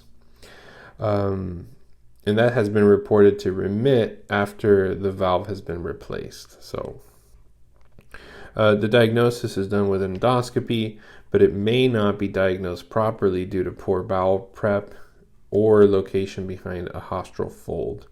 The treatment for angiodysplasia, if they're asymptomatic, then you don't need to treat them. But if they have anemia or gross occult bleeding, then you want to do an endoscopic cautery, and that's usually done for angiodysplasia. All right, next up is colonic polyposis. So colonic polyps, these are grossly visible protrusions from the flat mucosal surface of the intestines, and the most polyps are going to be benign. How do you classify these polyps? They can either be hyperplastic polyps, hamartomatous polyps, or an adenoma. So hyperplastic polyps, those are most common in non-neoplastic polyps in the colon. And they come from hyperplastic mucosal proliferations. And if that's the case, then you don't need to do anything else. It's pretty much benign. Now, hamartomatous polyps, these include juvenile polyposis, which is a non-malignant lesion, and that's generally removed though. And it's removed due to increased risk of bleeding for juvenile polyps. Peutz-Jeghers polyps, those are also generally non-malignant. And then you have your adenoma, which is the most common type of polyp found in the colon. And that presents in approximately 30 to 50% of old people. So these polyps are potentially pre-malignant. However, less than 1% of them do become malignant. So most of those polyps are asymptomatic, and less than 5% of patients will actually come and have a positive occult stool test. So the probability of an adenomatous polyp progressing into cancer can be judged clinically by the lesion's appearance. It can also be judged by the histology of it and the size of it. Also, adenomas can either be sessile adenomas or stalked. And the other word for stalk is pedunculated. And cancer is seen more commonly in the sessile polyps. Okay, so think of sessile or missile, right? Missile, sessile, missiles are bad. Okay, sessile polyps are the ones that cancer is most seen. Histologically, an adenoma is going to be divided into tubular adenomas, tubulovillous, and then you have your villous variety. The villous adenomas, those are most commonly sessile. So because they're sessile, remember those are the most cancerous ones, and are most likely 3 times more likely than tubular adenomas for malignant transformation, like we said. And that's to become malignant among all 3 varieties. Second on the list is going to be your tubulovillous. So you have your sessile, which is your you have your sessile one, which is your villous adenoma, and then you have tubulovillous. So villous is going to be the I always get these confused. Sorry. So the villous ones. So think of those as sessile or villous, villainous, like a villain. And then you have tubulovillous. That one's second on the list. And then finally, your tubular adenoma, which is the least risk of malignancy. That's pretty easy to remember. And they do ask about all these. So the villous one is the one that is going to be the one increasing in malignancy probability. Okay, the likelihood of adenomatous lesions containing invasive cancer is also going to depend on the size of the polyp. The risk is negligible in less than 2% with less than 1% centimeter polyps. They're going to be intermediate within 2 to 10% with a 1.5 to 2.5 centimeter size, and a substantial risk with the polyps that are more than 2.5 centimeters in size, and those are about 10%. So obviously, the smaller they are, the less risk. The bigger they are, the more risk. And when you're trying to measure which one is smaller or large, the small ones are going to be less than 1.5 centimeters. The large ones are going to be more than 2.5, and anything in between is intermediate. Next up is your Lynch syndrome, and Lynch syndrome is also known as hereditary non-polyposis colorectal cancer, or HNPCC. So in order to help the diagnosis, the International Collaborative Group on Hereditary Non-Polyposis Colorectal Cancer, that's a mouthful, established a criteria known as the Amsterdam criteria. And the Amsterdam criteria has at least 3 relatives with colorectal cancer, one of them who must be a first-degree relative of the other 2. So one of them has to be a first-degree relative, like a mom or a dad. And number 2 is that it has to involve 2 more generations. So it has to be like your parents' generations, your grandparents' generations. Also, at least 1 case has to be diagnosed before the age of 50. And familial adenomatous polyposis have been excluded. HNPCC is also classically divided into 2 subgroups. So you have to divide it further into either hereditary site-specific colon cancer, which is Lynch syndrome type 1, and then cancer family syndrome, or Lynch syndrome type 2. Now, those aren't really tested on, I don't think they were tested on UWorld, and I did not see any of that on my exam, but you never know. So hereditary, it's kind of confusing because the hereditary specific at the specific type site is going to be Lynch syndrome type 1 versus cancer family syndrome is Lynch type 2. And Lynch syndrome type 2, this is distinctly associated with high risks of extracolonic tumors, the most common of which is going to be endometrial carcinoma, which is going to develop in up to 43% of females in affected families. Also, it's associated with ovarian and skin cancers. All right, colorectal cancer is going to be our next topic, and we're going to talk about the screening for colorectal cancer. So they love to ask screening for any kind of disease. So screening is going to be divided into family history of adenomatous polyposis, and that is a first-degree relative that's younger than 60. In that case, a colonoscopy at age 40 or 10 years before the diagnosis in the relative, so whichever comes first. That one's kind of confusing, and they love to ask about that. So if you have a first-degree relative that was diagnosed with colorectal cancer before the age of 60, then you want to start, instead of starting colonoscopy screenings at 50 normally, you're going to want to do it at 40 or at 10 years before the age of the diagnosis the relative was at. So if he was diagnosed at 60, if he was diagnosed at 50 years old, then you would let's say you would be screened at 40 instead of 50.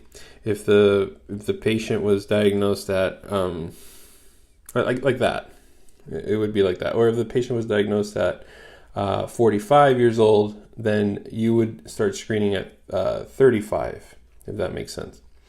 Okay, and then you want to repeat these screenings every 3 to 5 years. You also want to repeat after 5 years if there's 1 to 2 small adenomatous polyps are found, which they also like to trip you up on that one,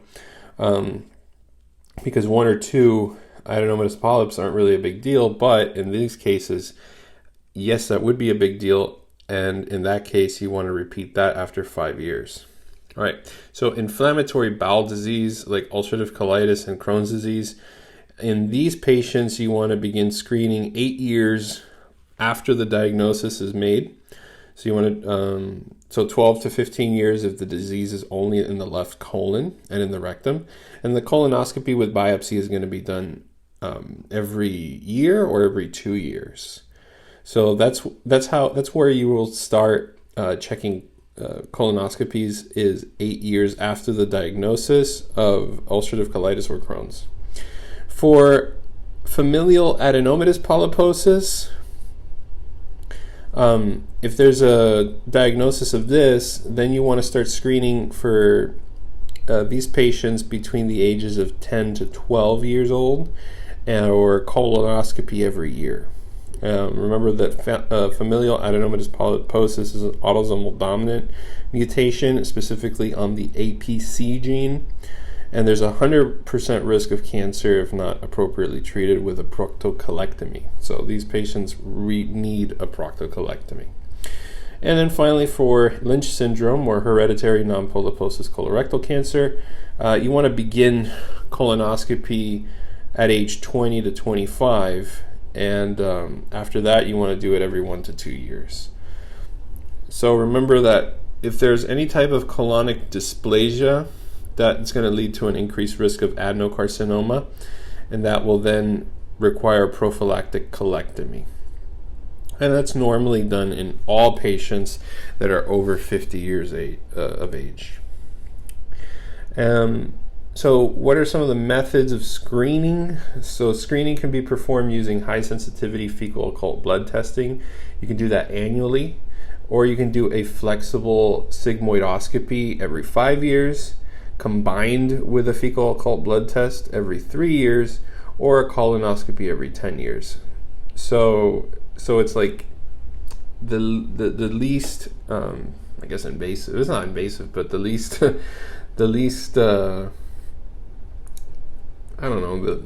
least problematic test, I guess. It's not really problematic, but you can just do a fecal occult blood test is a lot more comfortable than getting a colonoscopy done. So, but because of that, then you would have to require it every year.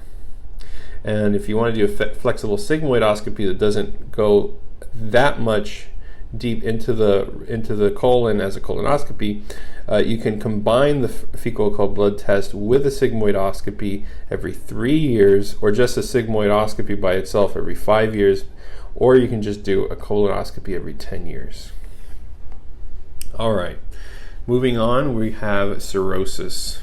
So what are some of the signs of liver cirrhosis? There's a really awesome picture on UWORLD where it shows a man that has jaundice and portal hypertension. You see esophageal varices, splenomegaly. They'll show you the picture of the spleen really big, ascites, a big belly, and then caput medusa around the umbilicus, as well as they'll point at hemorrhoids. They'll also have hyperestrogenism. So in hyperestrogenism, you get spider adenomas, like on your skin, gynecomastia. They'll show a loss of pubic hair, testicular atrophy, a red palm, palmar erythema, and then on the lower extremities, hepatic synthetic dysfunction, such as ecchymosis. So they'll show ecchymosis in this man with edema. So all these are signs of liver cirrhosis. It's not a pretty picture. So what are some of the common causes of cirrhosis? Clinical clues for the common etiologies of cirrhosis are going to be divided into the ones that are more common and less common. So obviously more common is going to be if they present to you with a patient that has chronic hepatitis B or C viral infections. So look for a patient that has IV drug use, blood transfusions, or multiple sexual contacts. Alcoholic liver disease, so somebody who drinks a lot. Non-alcoholic fatty liver disease, so a patient with diabetes or obesity or metabolic syndrome. Or hemochromatosis, and here you'll see a family history of cirrhosis, as well as a history of diabetes. The skin appears bronze, that bronze diabetes. And also a high transferrin saturation. So those are the more common clues for cirrhosis. The less common ones are going to be like autoimmune causes, such as family history of cirrhosis, history of other coexisting autoimmune disorders like thyroiditis, anti-smooth muscle and liver kidney microsomal type 1 antibodies. If you see those, that's autoimmune causes, are less common, but it can happen. Also, primary biliary cirrhosis. Cirrhosis is in the name, right? More common in women with fatigue. They get itching, pruritus, elevated alk-Phos levels, and a positive AMA. Also, primary sclerosing cholangitis, and that's associated with inflammatory bowel disease. Ulcerative colitis, specifically.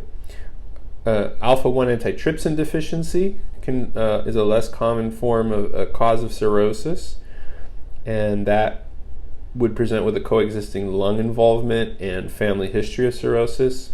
Cardiac cirrhosis is a big one that's always in the background. It's coexisting right-sided heart failure. Medications such as methotrexate, INH use, and then Wilson's disease.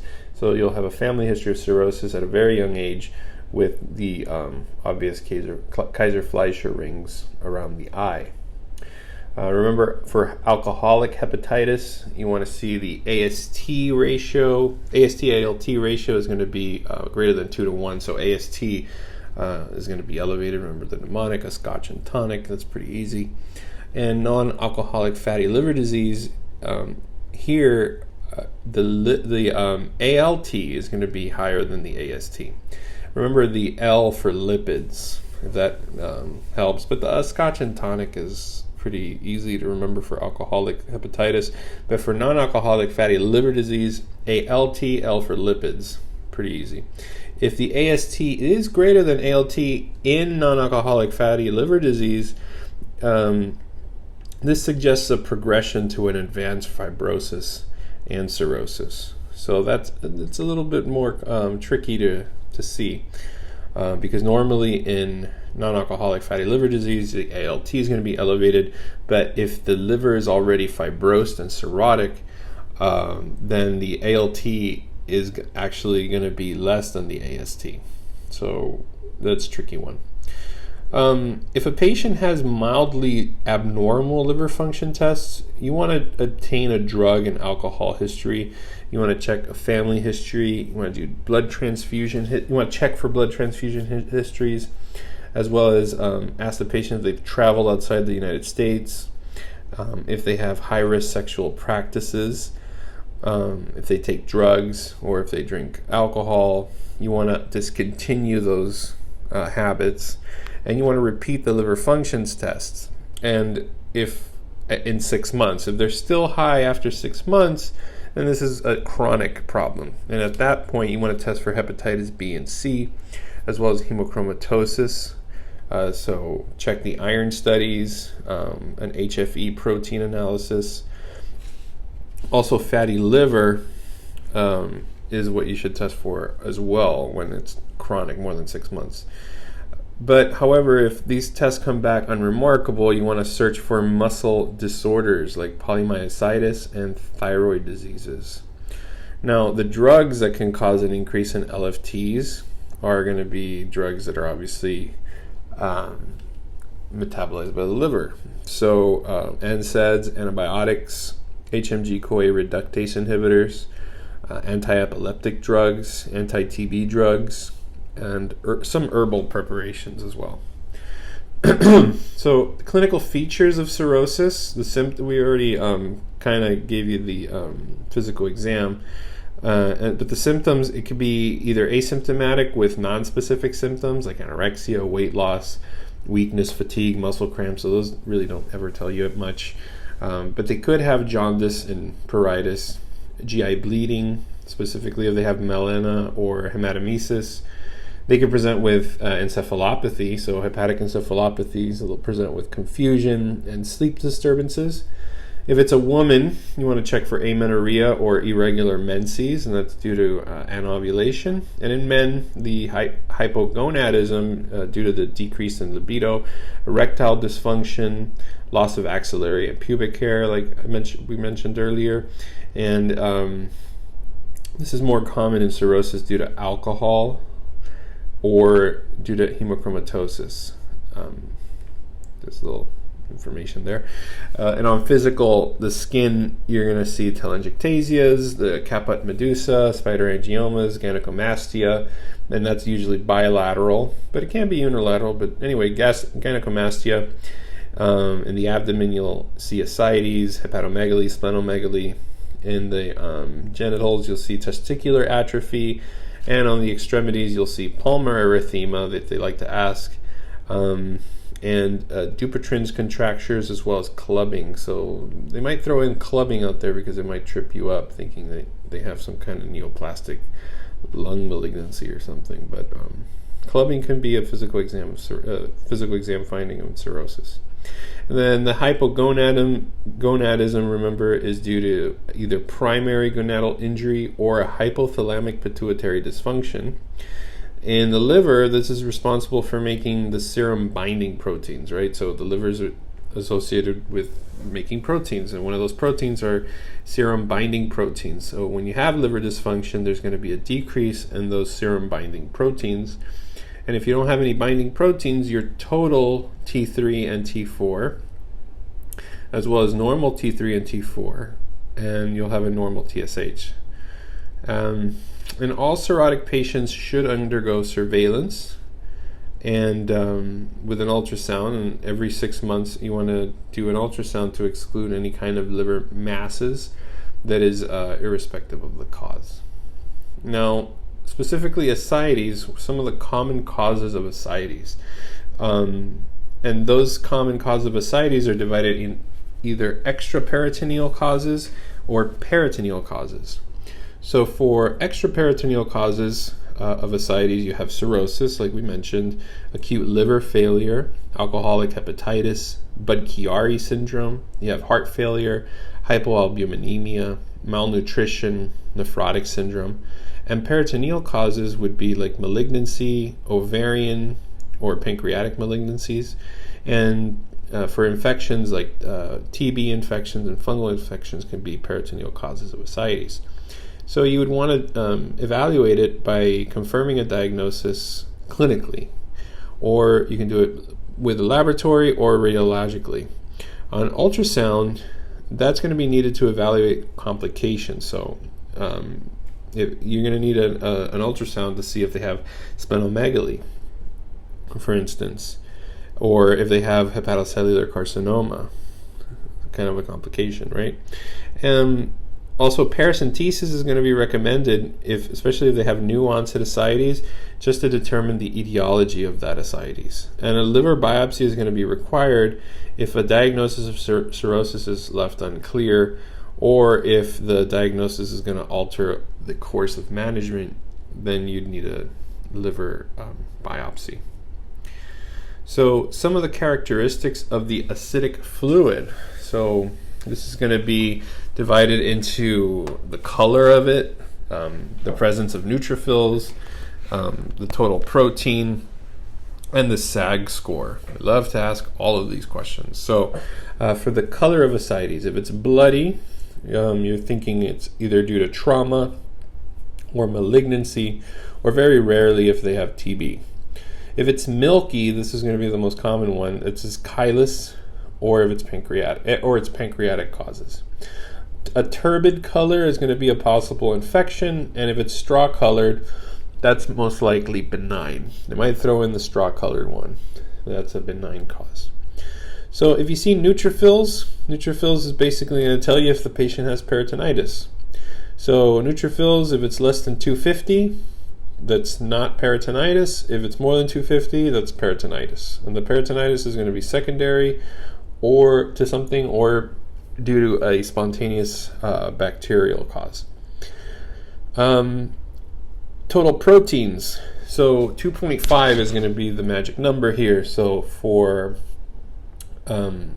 levels greater than 2.5, this is high protein ascites, and this is due to CHF, constrictive pericarditis, peritoneal carcinomatosis, as well as TB, Budd-Chiari syndrome, or fungal causes like coccidioidomycosis. If the protein level is less than 2.5, this is low protein ascites, and this is actually due to cirrhosis or nephrotic syndrome. So high protein, think CHF, think of problems in the heart, constrictive pericarditis, peritoneal carcinomatosis, TB, Budd-Chiari, funguses. Less than 2.5, this is easier as cirrhosis or nephrotic syndrome. So if you can just remember maybe low protein ascites, cirrhosis, and nephrotic syndrome, everything else is high protein ascites. And then finally the SAG score, the magic number for SAG here is 1.1. So I don't know, maybe remember A1A, I don't know. So that's a street over here in South Beach, is A1A. and that goes all the way up to New York or something. I don't know if that's true or not. I really never done that before, but A1A, that's a very popular name. A1A, so 1.1, SAG is 2 A's. SAG stands for serum to ascites albumin gradient. So if it's greater than 1.1, this indicates portal hypertension. And causes here would be cardiac causes, cirrhosis, or Budd-Chiari syndrome. Now, if it's less than 1.1, that means that there's no portal hypertension. This is due to either TB, peritoneal carcinomatosis, pancreatic ascites, and nephrotic syndrome. So the only one there that trips you up is the peritoneal carcinomatosis, which the total protein there is greater than 2.5, but the serum albumin to ascites gradient is going to be less than 1.1. So everything else is pretty much still in line with the levels of protein as well as SAG scores, if that makes sense. Treatment. How do you treat ascites? You want to start with sodium and water restriction. So 2 liters a day is the magic number. However, you don't need to know fluid replacements. But start with sodium and water restriction, diuretic therapy, and if needed, you want to start spironolactone. When maximal dose of spironolactone is going to fail to improve, then you want to go ahead and add a loop diuretic like furosemide.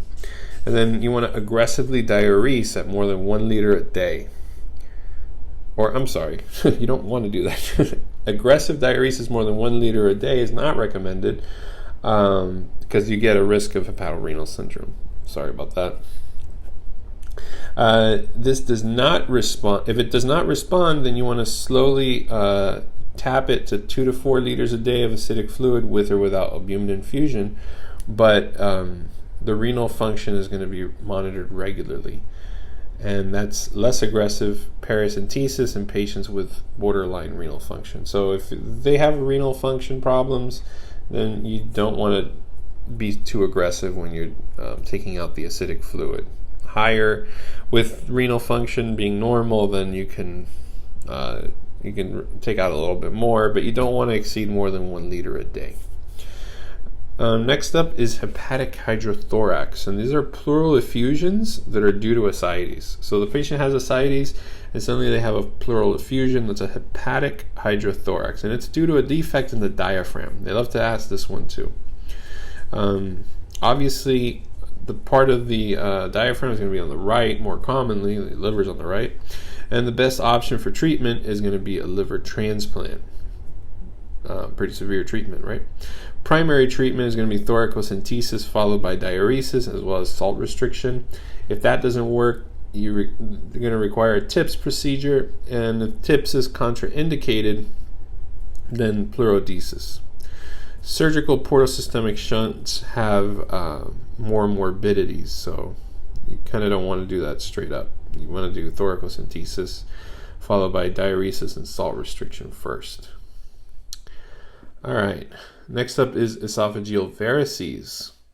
A variceal hemorrhage is going to develop in 1/3 of patients with esophageal varices, and varices are going to occur in almost 50% of cirrhotic patients. And that's obviously due to the estrogen, high levels of estrogen, vasodilation. All patients with cirrhosis are going or should undergo a diagnostic endoscopy to exclude varices. And you also want to determine the risk of variceal hemorrhage and indicate strategies for primary prevention of the varices. How do you prophylax? If it's small non-bleeding esophageal varices, then all patients should receive prophylaxis. First-line prophylaxis, it's always going to be an answer. It's always going to be asked of you. It was on my UWORLD. It was on my exam. And this is, they ask you to give a non-selective beta blocker like propranolol or nadolol. This will lead to a decreased risk of progression to large varices and a variceal hemorrhage. It improves mortality because of and it also improves bleeding overall. Mechanism of action is that it decreases androgenetic tone in the mesenteric arterioles, causing unopposed alpha-mediated vasoconstriction, and then that vasoconstriction decreases portal venous flow. Now, second-line therapies or prophylaxis would be endoscopic variceal ligation, and you only do that if the patient has contraindications to a beta blocker. How do you treat variceal bleeding? So beta blockers is used for prophylaxis. Endoscopic variceal ligation is used if they have contraindications to beta blockers, but how you treat is with endoscopic sclerotherapy. Just kidding. Endoscopic sclerotherapy has no role in prophylaxis, and but octreotide does, and this is a long-acting somatostatin analog. This is going to decrease glucagon, and it's going to also decrease the release of vasodilator hormones, and that's going to cause splanchnic vasoconstriction as well as a decrease in portal blood flow.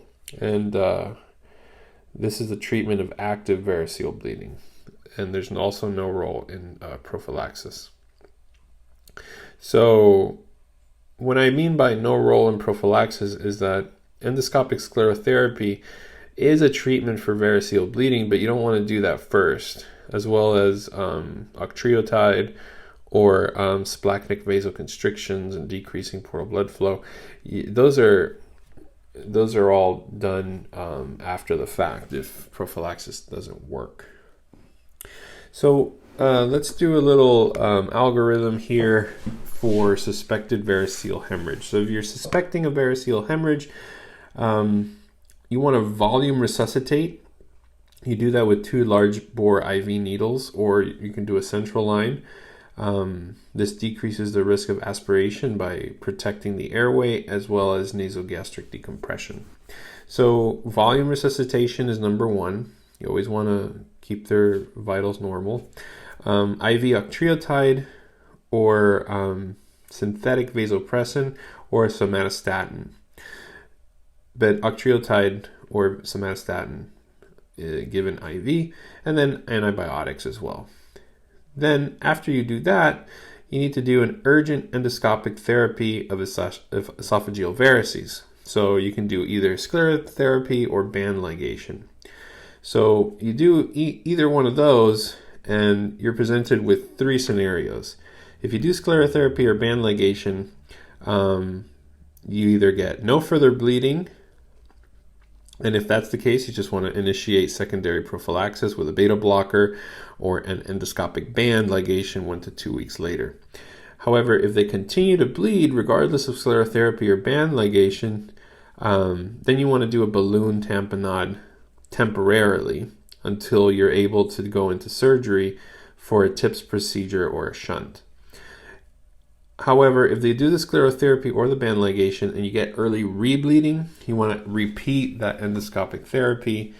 And if that's causes again a recurrent hemorrhage, then you schedule them for a TIPS procedure or shunt surgery. So basically, you want to control bleeding. And if the rebleeding happens, you want to either repeat that sclerotherapy or go into the TIPS procedure. Then you have the balloon tamponade. So that's your Sangstein, Blackmore, or Minnesota, or Linton tubes, or whatever. But remember, the balloon tamponade is always going to be a temporary fix, and it's never ever the answer unless the question is asking you, what are you going to do temporarily? And they have to ask you that way. Examples, so we already said that. So coagulopathy, thrombocytopenia, and anemia are going to be common complications that you're going to also need to correct. Blood transfusions will be needed if the hemoglobin gets lower than 9 grams per deciliter. And you want to, if that's the case, you want to regularly monitor the blood counts. You can give fresh frozen plasma for correction of the coagulopathy. But be careful, because fresh frozen plasma can cause a volume overload. And then platelet transfuse if the platelet count gets less than 50,000. All right, moving along, we have hepatorenal syndrome. And this is one of the most dangerous complications of end-stage liver disease. It occurs in up to 10% of patients with cirrhosis, and it's characterized by a decrease in GFR in the absence of shock, proteinuria, or other clear causes of renal dysfunction, and a failure to respond when you give them a 1.5 liter of normal saline bolus. Also with the withdrawal of diuretics. The pathogenesis of hepatorenal syndrome is thought to be from a renal vasoconstriction in response to a decrease in total renal blood flow. And vasodilatory substances, the way they're formed. So the way that the substances that cause vasodilation are formed, that's one of the pathogenesis. So liver cirrhosis, for instance, causing portal hypertension. That portal hypertension is then going to increase the synthesis of nitric oxide from the splanchnic circulation. And because of that, that's going to then cause a systemic vasodilation. And because of the vasodilation, you'll get a decrease in peripheral vascular resistance, as well as a decrease in blood pressure. That decrease in blood pressure is then going to cause renal hypoperfusion, and that renal hypoperfusion is then going to activate the renin-angiotensin system, causing the sympathetic system and to be stimulated, and thus increase antidiuretic hormone. Because you have an increase in antidiuretic hormone, then you'll have an increase in sodium and water retention, and that's going to worsen the volume overload. So it's kind of just like a domino effect. Any factors that decrease glomerular capillary pressure is then going to lead to an acute decrease in glomerular filtration, and it's also going to precipitate hepatorenal syndrome. There's two types of hepatorenal syndrome. You have type 1, which is a rapidly progressive type, and most patients with this die within 10 weeks when they don't have any kind of treatment. Type 2 is more slow. It's progressive with an average survival of between 3 to 6 months. The most common cause of death in hepatorenal syndrome would be infection as well as hemorrhage. And there's treatment is that no medication has proven any kind of benefit for the treatment. There's an increased mortality for patients on dialysis, so that might as well as liver transplant is going to be basically the only intervention with any kind of established benefit. So liver transplant for hepatorenal syndrome. But just to do a recap on hepatorenal syndrome, the risk factors would be advanced cirrhosis with portal hypertension and an edema. The precipitating factors would be a reduce in renal perfusion, caused by either GI bleed, vomiting, sepsis, excessive diuretic use, systemic blood pressure drops. All those are going to cause a decrease in renal perfusion, a decrease in glomerular pressure, as well as a decrease in glomerular filtration rate, and as well as NSAID use, which is going to constrict the afferent arteriole when you're taking like Advil. Those are all precipitating factors that can lead to hepatorenal syndrome. It's diagnosed with a renal hypoperfusion, and the FeNA, the fractional excretion of sodium, is going to be less than 1%. So that they can ask you that way, or in the urine, you might see a urine sodium of less than 10. So yeah, just be aware of the urine sodium as well as the FeNA. Also, there's an absence of tubular injury, so you won't see any kind of red blood cells, proteins, or glandular casts in the urine. And there's also no improvement in renal function or with labs. The treatment here would be to address the precipitating factors. So kind of like you want to treat the hypovolemia, you want to treat the anemia, you want to treat the infection, or whatever is causing the reduce in renal perfusion. You can give them splanchnic vasoconstrictors like midodrine or octreotide or norepinephrine. But ultimately, like we said, liver transplant seems to be the only definitive treatment here with hepatorenal syndrome.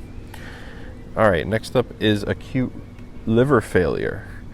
And in acute liver failure, this is defined as an acute onset of severe liver injury with encephalopathy and a decrease in synthetic function. There's an INR is going to be more than 1.5. So this decrease in synthetic function is going to be seen in a patient without cirrhosis or underlying known liver disease. So this is somebody who's not completely normal, but a normal a normal liver profile picture, and then suddenly you have an acute onset of a severe liver injury causing encephalopathy. So acute liver failure, the etiology is going to be a viral hepatitis can be one of the causes. So look for somebody who has HSV, CMV, or any kind of the hepatitis A, B, D, or E. Also drug toxicities like acetaminophen overdose, or most common causes would be like concurrent use of alcohol, and hepatotoxicity from acetaminophen. So acetaminophen and alcohol is going to be your main ones for drug toxicities causing acute liver failure. Then you have ischemia. So ischemia can cause acute liver failure, such as shock liver or a Budd-Chiari syndrome. You also have autoimmune hepatitis, Wilson's disease, or any kind of malignant infiltration. That's all known to be causes of acute liver failure. Clinically, the way they present is they're going to have generalized symptoms like fatigue, lethargy, anorexia, and nausea.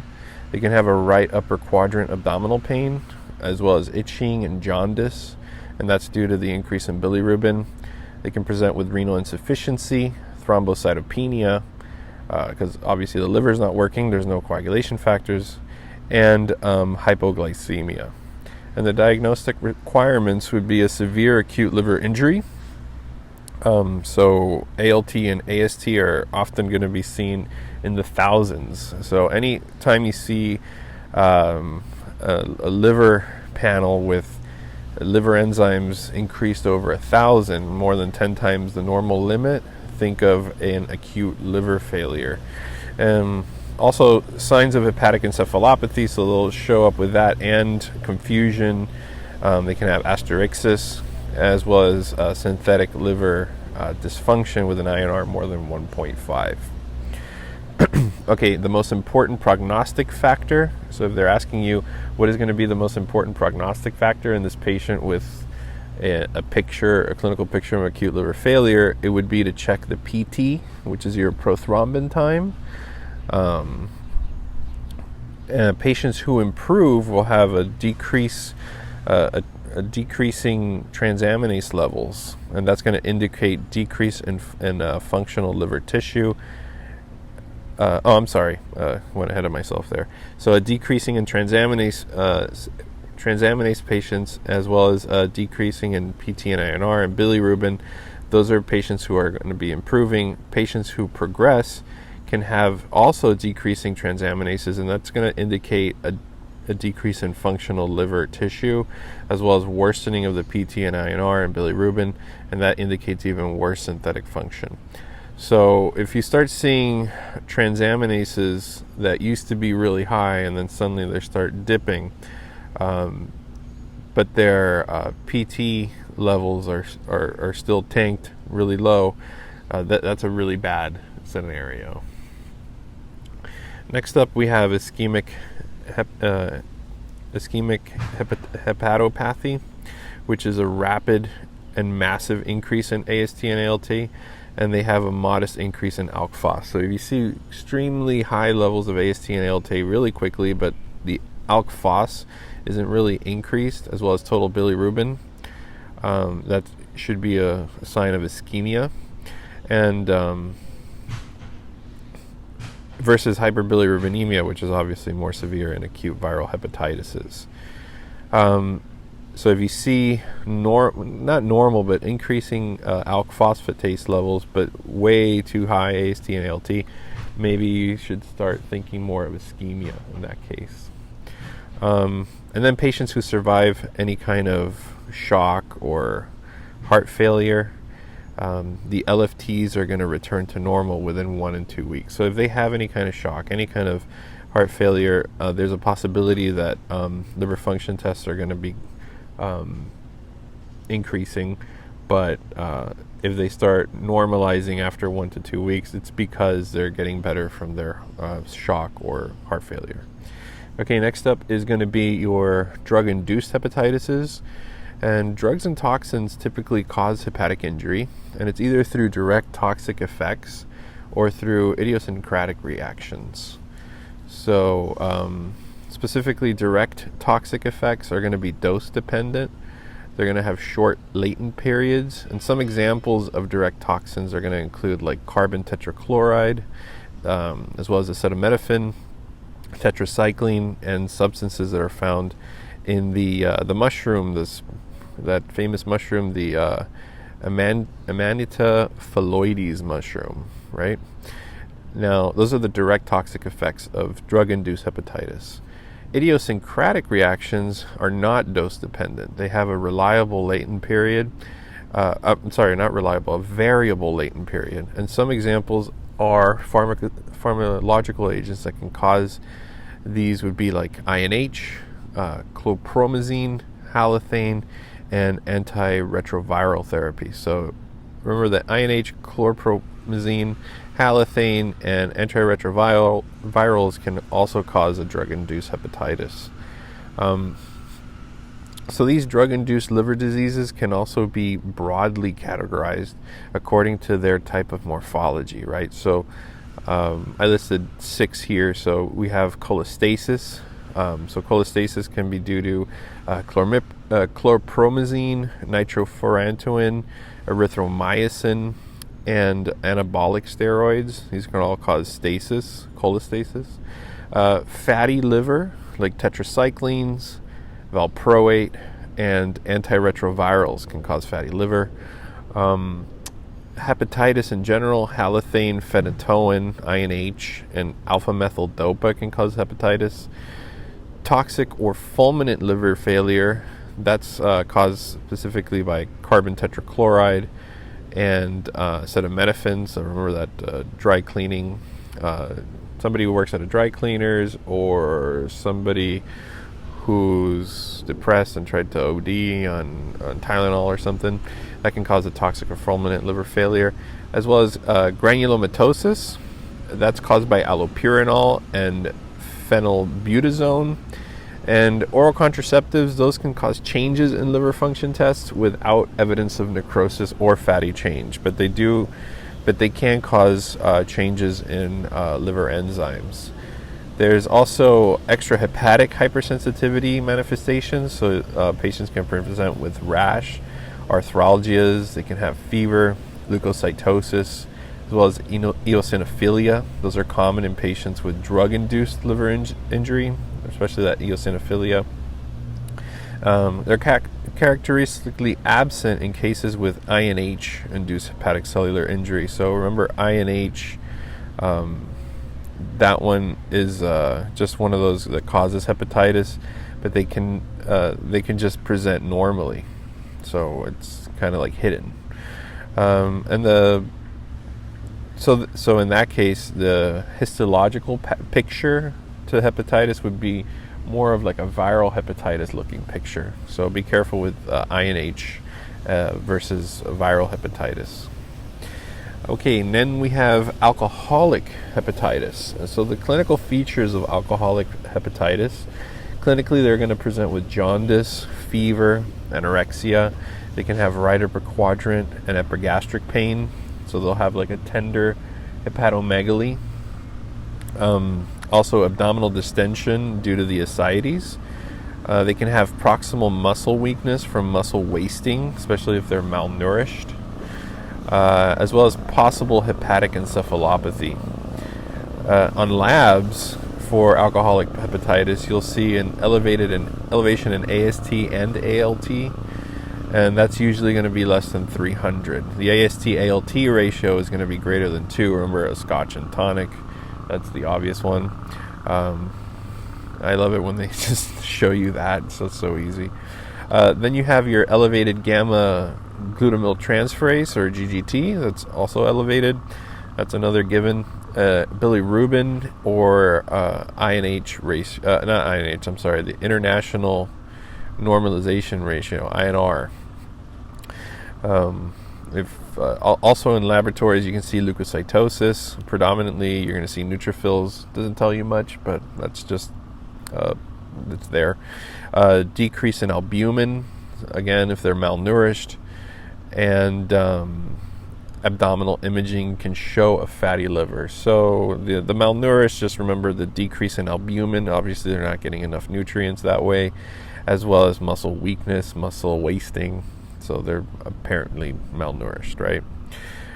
Social history is going to be used for confirming alcohol use and quantification, as well as discussing substance abuse. That's important in making the diagnosis. Patients with alcoholic hepatitis have a history of chronic alcohol use, more than 7 drinks a day, or more than 100 grams a day, but more than 7 drinks a day, that's a problem. Sometimes they can develop symptoms after an acute increase in consumption. In addition, alcoholic liver disease is unlikely without light to moderate alcohol intake. So less than 15 drinks a week for men, less than 10 drinks in women a week. So if you average that out, that's like 2 drinks a day, which is actually, what is it? I think I remember it was 2 beers that's actually beneficial, or 1 glass of wine in men to lower cholesterol levels. So if you see that, that's normal. That's not going to show you any kind of alcoholic liver disease. We're talking more than 7 drinks a day.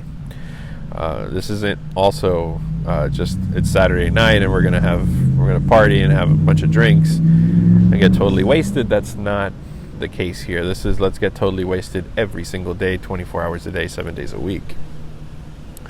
The diagnosis is mainly clinical, and no other further investigation is going to be required in patients that have a consistent history and lab values. Patients with risk factors for viral hepatitis, and a further investigation with ALT and AST, with AST and ALT in the thousands. Remember, that's going to be more for viral hepatitis and acetaminophen intoxication. So in alcoholic hepatitis, it usually doesn't increase more than like 500, because it's more of like a more chronic state in that case.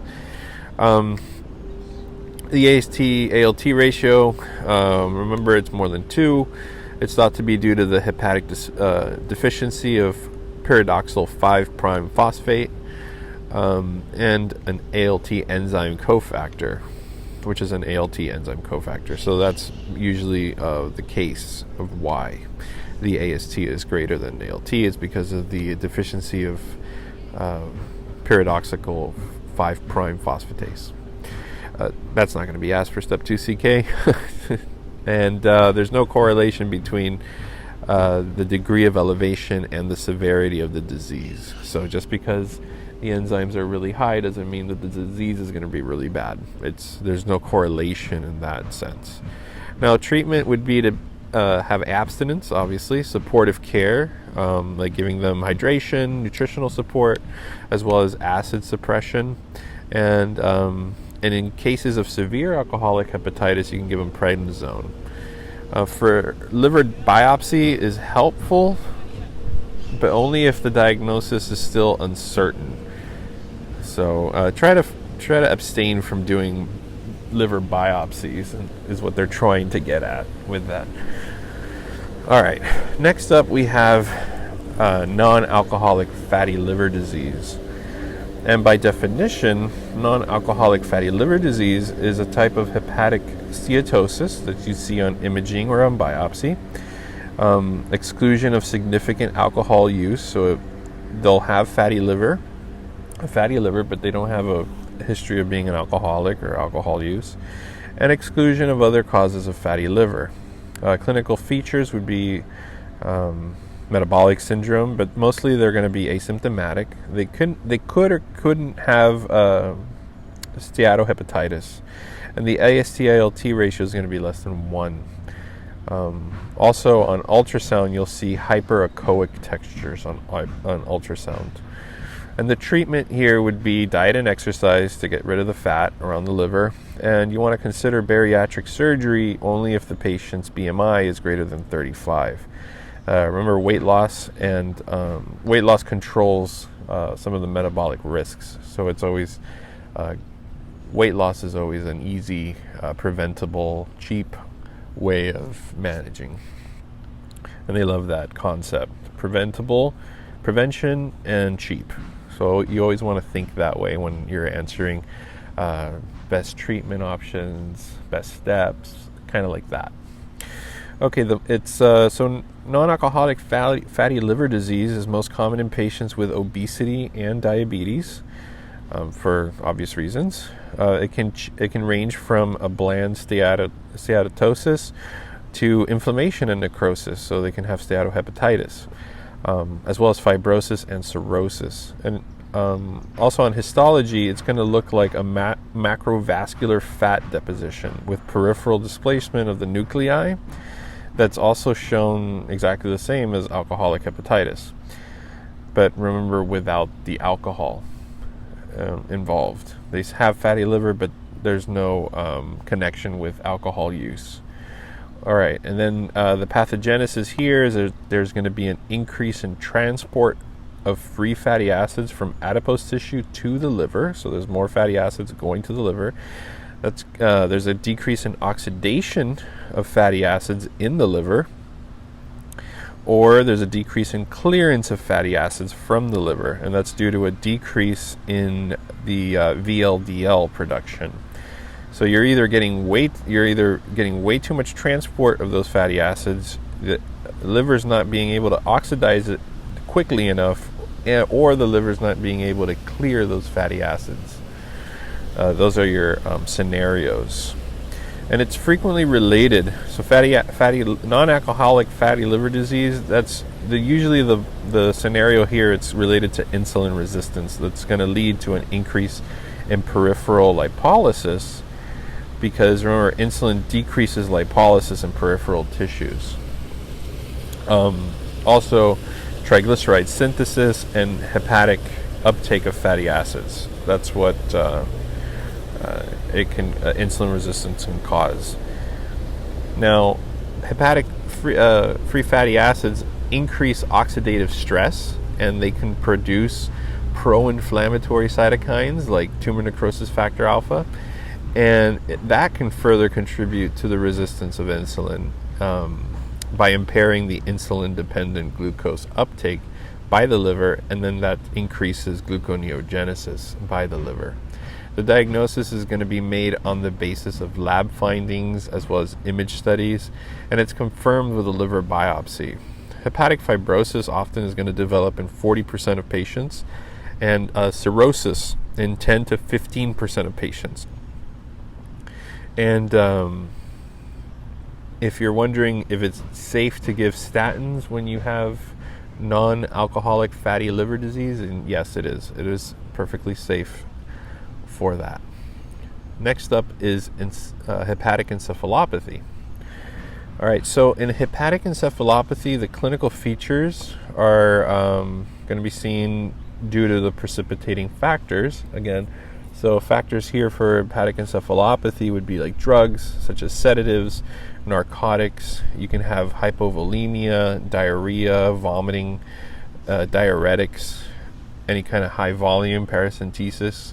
Also excessive nitrogen loads like GI bleeds, constipation, or a high protein diet. Also hypokalemia and metabolic alkalosis can cause a hepatic encephalopathy.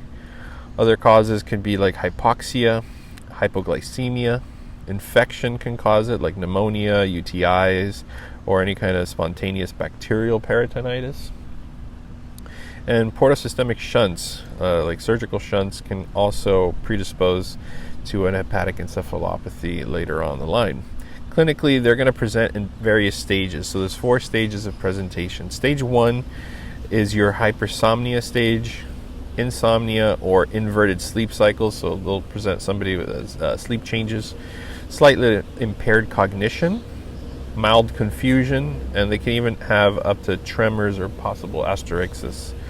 Stage 2 would be like lethargy or with slow responses to stimuli, moderate confusion, as well as difficulty with writing and slurred speech. Stage 3 is going to present with marked confusion, as well as sleeping problems, but they are arousable. But finally, stage 4 is they're going to present with stupor or with coma.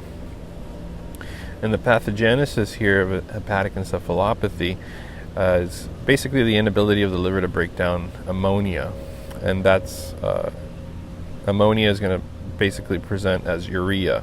Other toxins can also be responsible, but it's basically urea is going to be increased because the liver is not going to be able to break down the ammonia. And then also neurotoxins. So toxins can be responsible that can stimulate inhibitory toxins like GABA, as well as an impairment of excitatory toxins like glutamate or pathways in the brain, right? And the diagnosis is going to be an increase in ammonia. That's the diagnostic criteria in symptomatic patients with high clinical suspicion. But if they're non-specific, they still can have an increase in ammonia, especially, and they still could be asymptomatic. So on EEG, this is going to show bilateral synchronous decreased wave frequencies, as well as an increase in wave amplitude.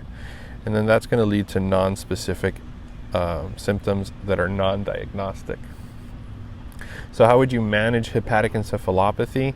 Supportively, by giving them volume repletion, also restraining them if they're agitated. And you also want to correct the electrolytes and replete them. Adequate nutrition without protein-restricted diet, unless the patient is unable to tolerate any kind of protein intake. And you want to treat precipitating causes, so things like GI bleeding or hypovolemia, infections, or any type of electrolyte abnormality, as well as medications like sedatives. All these can precipitate a hepatic encephalopathy. So treating those can actually be a form of treatment. And then also lower the serum ammonia levels. So you can give them lactulose orally or an lactulose by enema if they're unable to take any kind of oral medication. If they don't improve within 48 hours, you can give them rifaximin orally with lactulose if they're unable to take lactulose. So lactulose is basically a non-absorbable disaccharide, and that's preferred. Remember, colonic bacteria are going to metabolize lactulose to short-chain fatty acids, and those short-chain fatty acids are going to be like lactic acid or acetic acid, which are going to convert absorbable ammonia into a non-absorbable ammonium. So ammonia is absorbable, ammonium is non-absorbable. It's kind of like, it's what they call an ammonia trap. And it also causes catharsis. Antibiotics like rifaximin are going to decrease ammonia producing bacteria, and that's added to the lactulose if patients do not improve within 48 hours. Or if they're not able to take lactulose. And catharsis, that happens using any kind of laxative. That can also be beneficial. Neomycin is an alternative to rifaximin if they're unable to take rifaximin for whatever reason. Cirrhotic patients are usually malnourished, and they shouldn't follow a protein-restricted diet. Protein-free diets cause negative nitrogen balances, and that increases mortality. Protein restriction is recommended only if patients are unable to tolerate protein intake. So if they have recurrent encephalopathy after high protein diets, or diuretics that normally improve ascites and peripheral edema in most patients with cirrhosis. And some patients may become diuretic resistant and unable to mobilize ascites. So instead, they develop progressive azotemia and an electrolyte disturbances like hypokalemia, for instance. Hepatic encephalopathy can still have significant ascites, and peripheral edema. So just be aware of that. Poor oral intake can cause an intravascular volume depletion, and because you're volume depleted, that's going to cause a worsening of the metabolic alkalosis as well as hypokalemia. Hypokalemia is going to increase renal ammonia production, causing a metabolic alkalosis, and the metabolic alkalosis is going to convert ammonium to ammonia. So remember, ammonia is it could be absorbed. So in that case, you can keep absorbing ammonia, which is not good. So hence, patients with hepatic encephalopathy and hypokalemia, you're going to want to do prompt potassium repletion and intravascular volume repletion.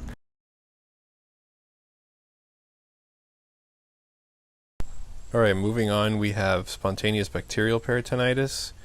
And in spontaneous bacterial peritonitis, they are going to clinically present with temperatures of around 100 degrees Fahrenheit. They can have abdominal pain and tenderness, as well as altered mental status. And there's going to be an abnormal connect the numbers test. That abnormal connect the numbers test is called the Rayton Trail test. So that's what it is, Rayton Trail test. And the fever and that connect the numbers test, those are the most common features for spontaneous bacterial peritonitis with the abnormal mental status changes. So fever, abnormal mental status changes, and abdominal pain and tenderness. Those are the most important changes. So also you get hypotension, hypothermia. There can be a paralytic ileus with severe infection, but that's the fever, the abdominal pain, and the altered mental status is what's important. Now, the diagnosis from the acidic fluid is that they're going to have polymorphonuclears in the acidic fluid of over 250. There's also going to be a positive gram culture. Often it's going to be gram-negative organisms. So you want to do a paracentesis. That's the test of choice for the diagnosis. And those two are going to be your main diagnostic criteria. So the culture and paracentesis. Protein is going to be less than 1 for the acidic fluid. And the serum albumin, or the serum albumin to ascites gradient, the SAG score, is going to be greater than 1.1.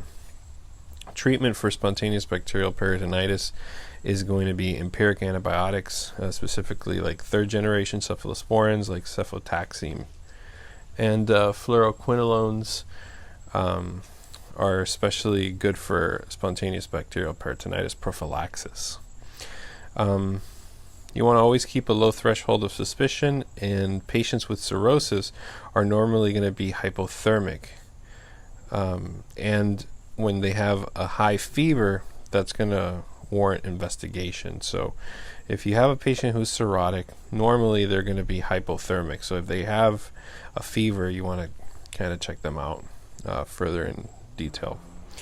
Next up, we have solid liver masses. So here we have a couple of different ones. You have focal nodular hyperplasia, there's hepatic adenomas, also regenerative nodules, hepatocellular carcinoma, as well as liver metastasis.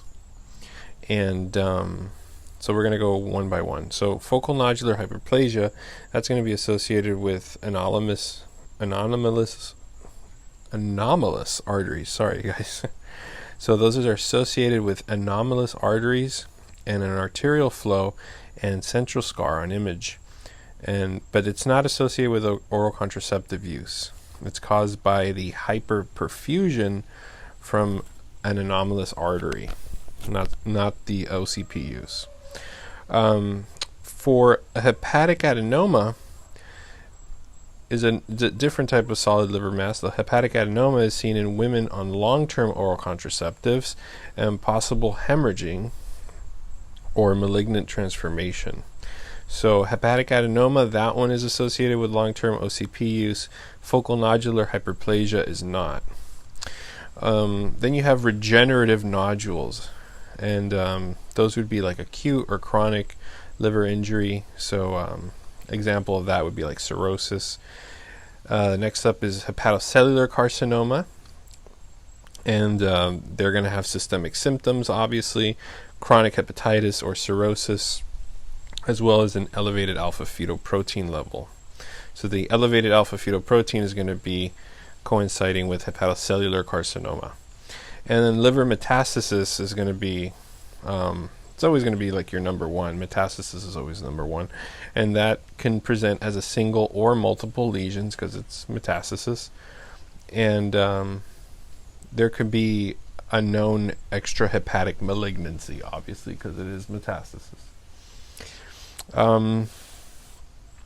Following on, and then we have a hepatic angiosarcoma. However, that's a rare neoplasm in older men that are exposed to chemical products like vinyl chloride, inorganic arsenic compounds, and something called thorium dioxide. So continuing on, we're going to talk about hyperbilirubinemia in adults. So here's a stepwise like algorithm of what you do when you have either conjugated or unconjugated hyperbilirubinemia. We kind of went over this in the pediatric section for neurology. For whatever reason, I can't remember. But we'll just talk about it now again, but in this case it's in adults. So hyperbilirubinemia can either be mainly conjugated or it could be unconjugated. And if it's mainly unconjugated hyperbilirubinemia, possible causes could be like overproduction, like hemolysis, reduced uptake, like drugs, or portosystemic shunts. Also, it could be due to a conjugation defect, like Gilbert syndrome, for instance. Now, if it's mainly conjugated hyperbilirubinemia, you want to see and evaluate liver enzyme patterns. So these liver enzyme patterns are going to be that you need to look at AST and ALT levels as well as ALK-Phos levels. So if you see predominantly elevated AST and ALT with conjugated hyperbilirubinemia, you're going to be thinking more in the lines of viral hepatitis, autoimmune hepatitis. It could be due to toxins or drug-related hepatitis, also hemochromatosis, ischemic hepatitis, and alcoholic hepatitis. If you have a normal AST and ALT, as well as a normal ALK-Phos, so if all of it is normal, but you still have elevated conjugated bilirubin, then here you're thinking of a conjugation defect like Dubin-Johnson syndrome or Roeder syndrome. And then finally, if you have predominantly elevated ALK phosphatase, in that case, you're thinking of a block somewhere. So like cholestasis of pregnancy, malignancy can be it, like like a pancreatic malignancy, or a malignancy in the ampulla, cholangiocarcinoma, primary biliary cirrhosis, as well as primary sclerosing cholangitis, cholelithiasis, and obviously any of those are going to be blocking the flow. So because of that, you want to, the next best step, if they ask you what is the next best step, is to do an abdominal imaging of some sort. So you can either do ultrasound or CT, or you can check AMA levels, antimitochondrial antibody levels. All right, so we're going to talk about different types of hereditary hyperbilirubinemia. So like Roeder syndrome, Dubin-Johnson, Gilbert's, Crigler-Najjar, a little bit more in detail. So the first up, let's do the easiest one first. That's Gilbert syndrome. Gilbert's is a decrease in production of UDP, glucuronidyltransferase. It occurs in patients with no apparent liver disease, mild unconjugated hyperbilirubinemia that's less than 3 milligrams per deciliter. And it's thought to be triggered by like a stress, like fasting, like an illness, a fat-free diet, something that causes a physical stress. And they're going to present to you that way. They're going to present to you with icteric and you're going to see that they've never had a problem before in their whole life. So that's going to clue you and guide you more into a diagnosis of possibly Gilbert syndrome. And the treatment, since it only happens during stress, treatment is unnecessary. The mode of inheritance, however, should be discussed to prevent any kind of unnecessary testing, and just forewarn them later on in the future, hey, whenever you get stressed out like this might happen, but it's totally benign. Next up, we have Crigler-Najjar. And the Crigler-Najjar, this is very rare, and it's autosomal recessive. And there's two types. There's type 1 and type 2. Type 1 being the worst, type 2 being not so bad. Type 1 results from an insignificant neurological impairment and death. So that's pretty bad. And it's an unconjugated bilirubin levels of all the way up to 20 to 25, and it can go all the way up to 50 milligrams per deciliter. And the worst part, it's not affected by IV phenobarbital. However, you will have normal liver enzymes and a normal histology.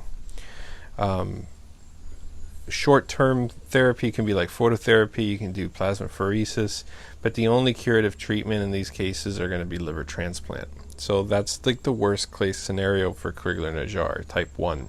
Type 2 is less severe. The unconjugated bilirubin levels are less than 20, and there's no neurological impairment in these cases. And also, when you give IV phenobarbital, it does improve the bilirubin levels. So it's kind of like the opposite of type 1. Type 1, nothing you can do except for phototherapy and plasmapheresis. Short term is going to be able to keep them in check. Otherwise, only liver transplant. In type 2, less severe, less amounts of unconjugated bilirubin. You can treat them with IV phenobarbital to improve their bilirubin level.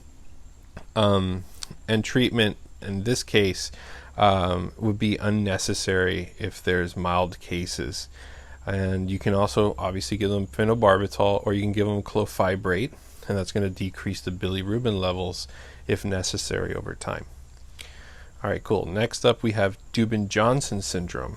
And Dubin-Johnson syndrome, this is another one of those syndromes that it's kind of all over the place, but there's just a couple of little things to take home, and they will show up that way on the exam. We're going to get to it, and it's pretty easy if you're an old schooler like me, but let's keep going. So Dubin-Johnson syndrome, this is benign.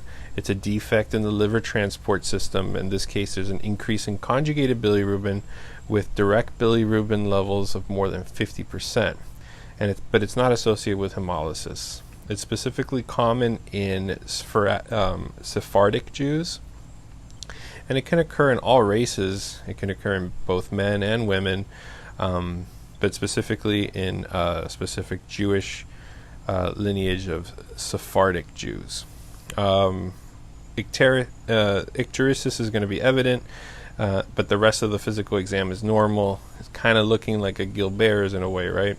Some may have nonspecific symptoms, some can get fatigue, some can have abdominal pain or weakness. That's really not going to tell you much.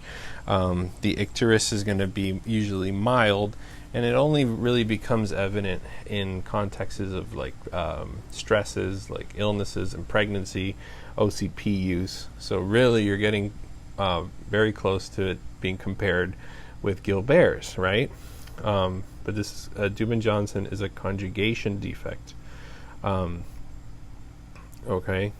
Gilbert's is going to be mainly unconjugated. So that's a big one. All right, so conjugated, Dubin-Johnson, looks like Gilbert's, right? Labs are going to include normal CBCs, normal liver function tests, and serum bilirubin levels are going to range between 2 to 5. Sometimes it can be up to 20 to 25. So you're going to need a couple of more things to let you know it's Dubin-Johnson, which are going to be corpoporphyrin levels, which are going to actually be normal in the urine. They have normal total urinary corpoporphyrin levels, but they will have 80% corpoporphyrins 1 versus normal individuals who have similar majorities of coproporphyrin 3. Okay, so that one really doesn't tell you much unless in the vignette they start talking sporadically about coproporphyrin. So that's one of them. Also, the big one is that the liver, when they look at the liver, it's black. It's black because it just can't get rid of the conjugated bilirubin. So it just builds up and becomes black, the liver, the pigment. And the histology is going to be normal except for these dense pigments composed of epinephrine metabolites with lysosomes. And no treatment is needed. There's an excellent prognosis. So that's a good thing. So I said to you earlier a couple of things you need to know that sets this apart. And it's easily seen on the exam. And they will say about the liver that it's a black liver. They have to say that.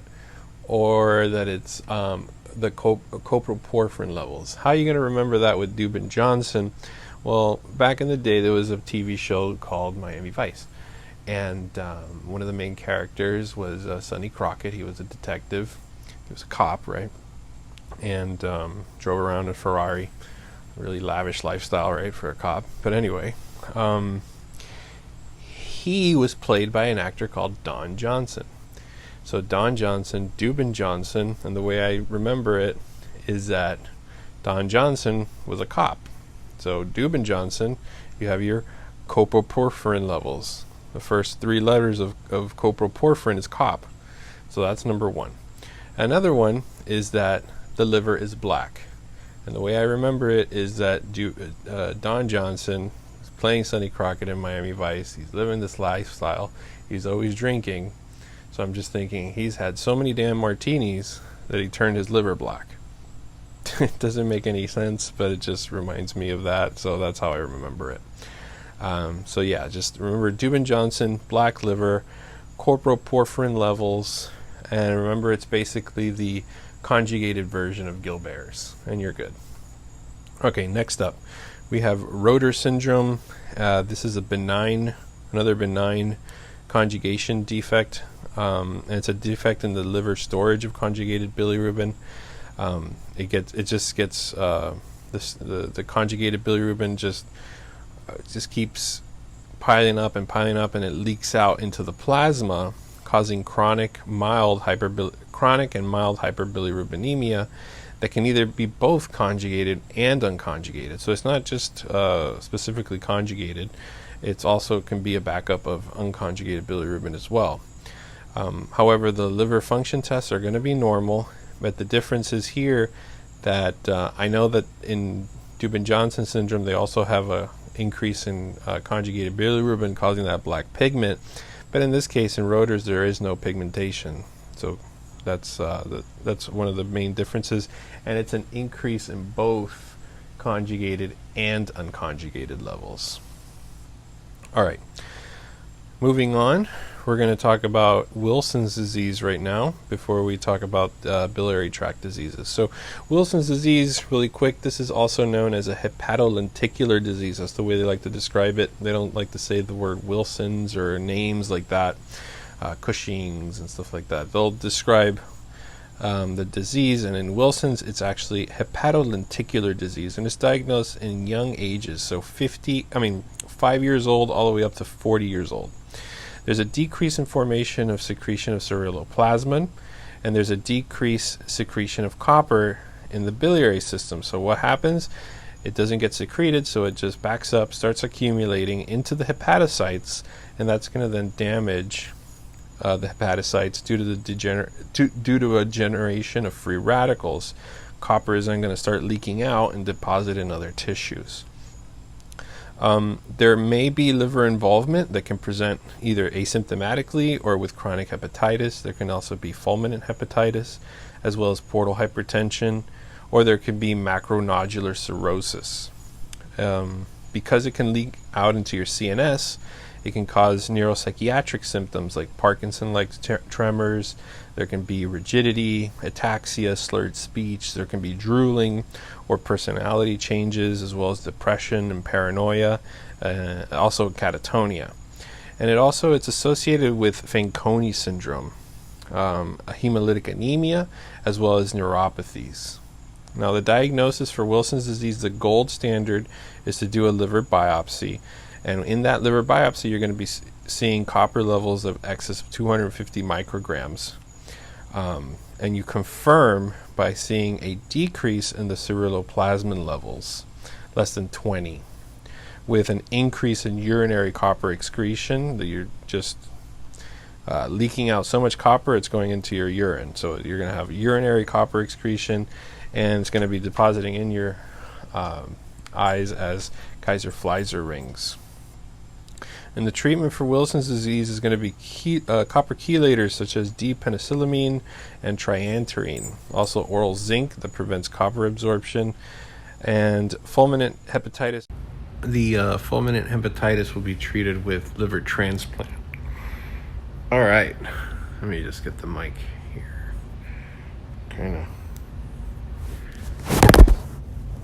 Sorry, guys.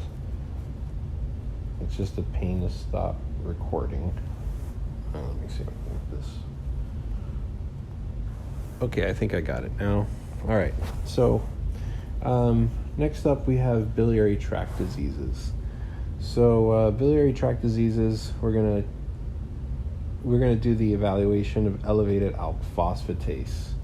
So what are we going to do when you see an elevated alk phosphatase? The next thing is that you want to check a GGT level, right? So you check the GGT and you want to find out if it's normal, if it's high.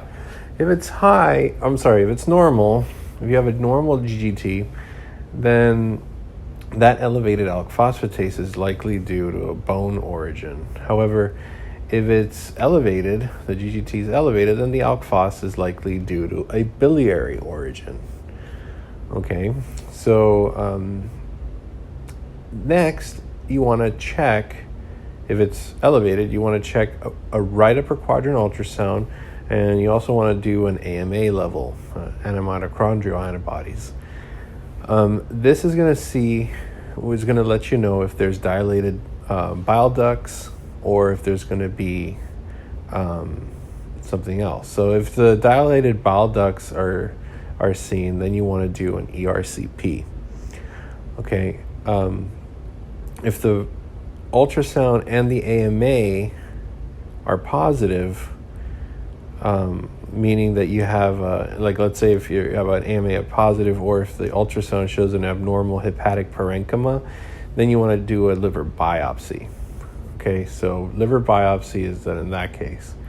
However, if you do the right upper quadrant ultrasound and you check your AMA levels and both are normal, you may want to still consider a liver biopsy or an ERCP if you're still not convinced.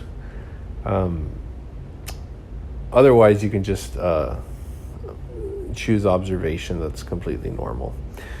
All right, so we're going to talk about primary biliary cholangitis, also known as primary biliary cirrhosis.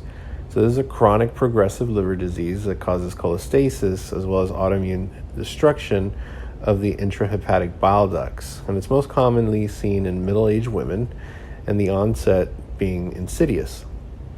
The signs and symptoms would be like itching and fatigue, and that's going to be seen initially. And then as the disease progresses, they can progress on getting steatorrhea, jaundice, hepatomegaly, as well as eyelid xanthelasma, portal hypertension, and osteopenia as well. And it can be associated with other autoimmune diseases. So also they can have antimitochondrial antibodies positive. So the treatment for primary biliary cholangitis or primary biliary cirrhosis is ursodeoxycholic acid. And that's used in a number of cholestatic disorders, and it's the drug of choice in primary biliary cirrhosis or cholangitis. So you want to start that as soon as you make a diagnosis, whether they're symptomatic or not. And just remember that ursodeoxycholic acid isn't very useful in the later stages of the disease. So this ursodeoxycholic acid is a hydrophilic bile acid, and that causes a decrease in biliary injury by more hydrophobic endogenous bile acids, and it also increases biliary secretion and has an anti-inflammatory as well as immunomodulator effects. And that's going to then delay histological progression. So it delays that, and it improves the signs and the symptoms, and possibly even helps to improve survival. For advanced diseases with severe liver damage or cirrhosis, then you got to go the liver transplant route. That's the definitive cure. Okay, so next up is a rare disorder called vanishing bile duct syndrome. It's very rare. It's a progressive destruction of the intrahepatic bile ducts. And the histological hallmark here is going to be ductopenia. There's no known pathophysiology here. And it's the most common cause. The most common cause of ductopenia, however, is primary biliary cirrhosis and other causes like failing liver transplants, Hodgkin's disease, graft versus host disease, sarcoidosis, CMV infection, HIV, as well as medication toxicity. Those can all cause a vanishing bile duct syndrome or ductopenia.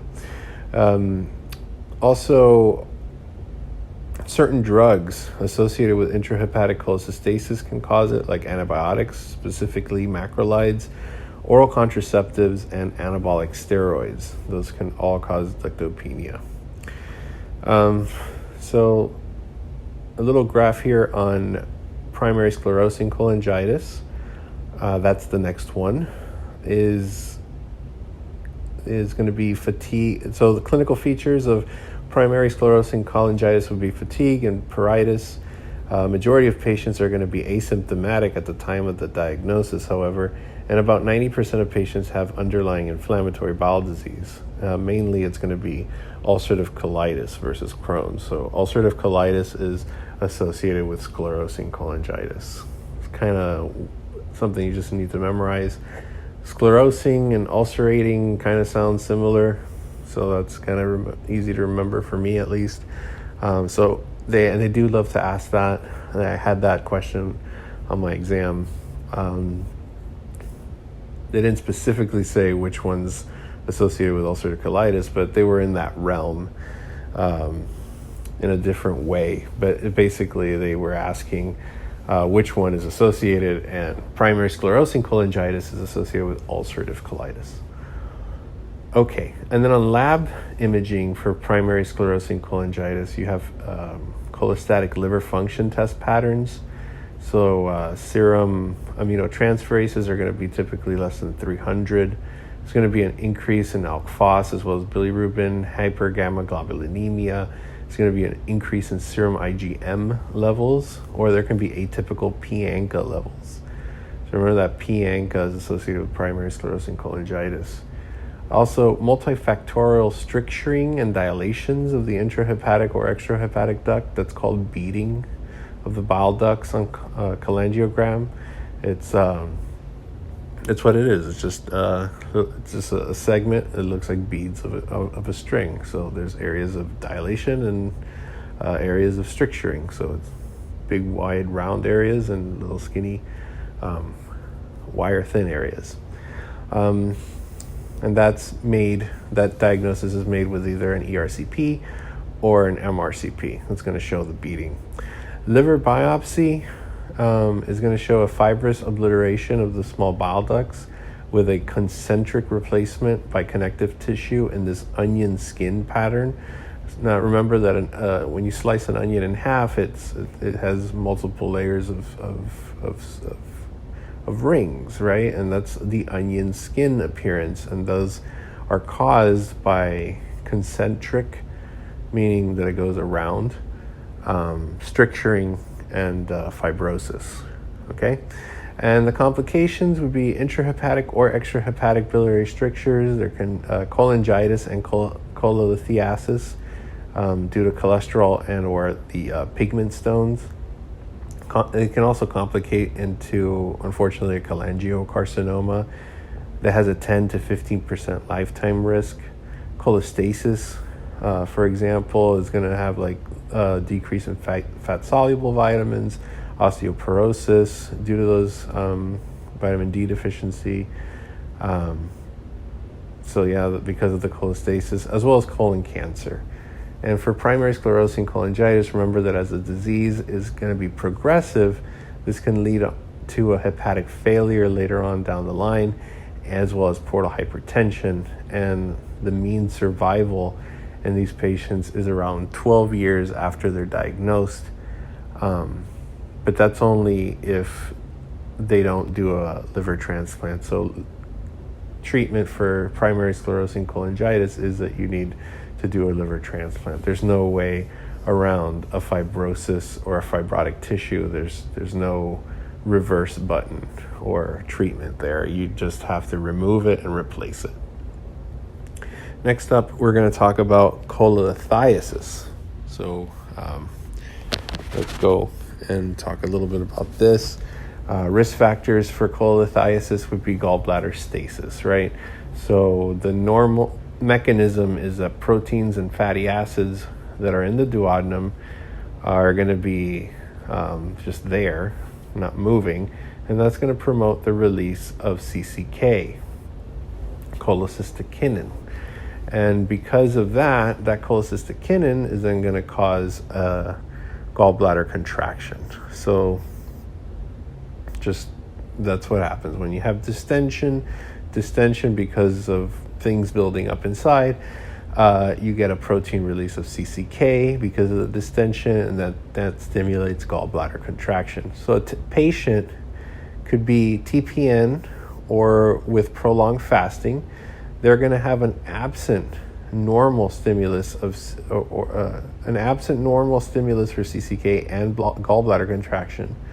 So that's going to lead to gallbladder stasis, sludging, and then the gallstone formation. So if you understand that, is that if the patient's TPN, they're not eating, they're fasting. Because of that, there's no distension of the gallbladder, or there's no distension at all. So then no stimulus for CCK to even occur. So it just sludges up in there and causes the gallstone. All right. And also other risk factors for gallstones would be like small bowel or ileal Crohn's disease, or an ileal resection, small bowel resection. And that's going to decrease and it's going to cause a decrease in enterohepatic circulation of the bile acids. That's going to then lead to an altered hepatic bile composition, where the bile starts to become supersaturated with cholesterol, causing there to be cholesterol gallstone formations due to an increase in the concentration of the bilirubin conjugates, as well as total calcium in the gallbladder. Did I just say calcium because I'm saying gallbladder? That's annoying. So total calcium in the gallbladder is going to increase because there's an increase in concentration of bilirubin conjugates. All right, then also estrogen can induce gallstone formation during pregnancy, as well as in oral contraceptive use. So estrogen is going to increase cholesterol secretion, and progesterone is going to decrease bile acid secretion.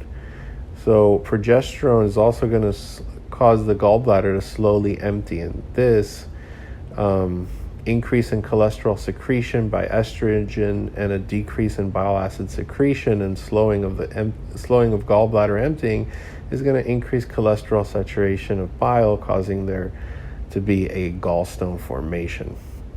So that's why it's more common in women, because of the estrogen and progesterone. All right, so moving on, how do we manage gallstones?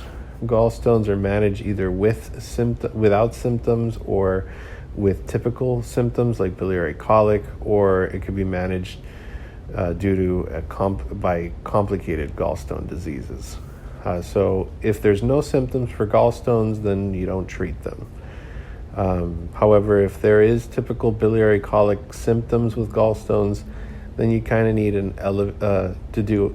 you can ask them to do an elective laparoscopic cholecystectomy and possible ursodeoxycholic acid if they are poor surgical candidates. But again, because they have typical symptoms and they're not really acutely presenting with pain, then elective laparoscopic cholecystectomy would be your next best choice. Now, however, if they come in complicated, meaning that they have like an acute cholecystitis or cholelithiasis or gallstone pancreatitis, then you got to do immediate cholecystectomy within 72 hours. So for the gallstone ileus, the diagnosis is confirmed with an abdominal CT, if they ask that. How do you diagnose gallstone ileus? Is with a CT, and that's going to show a gallbladder wall thickening.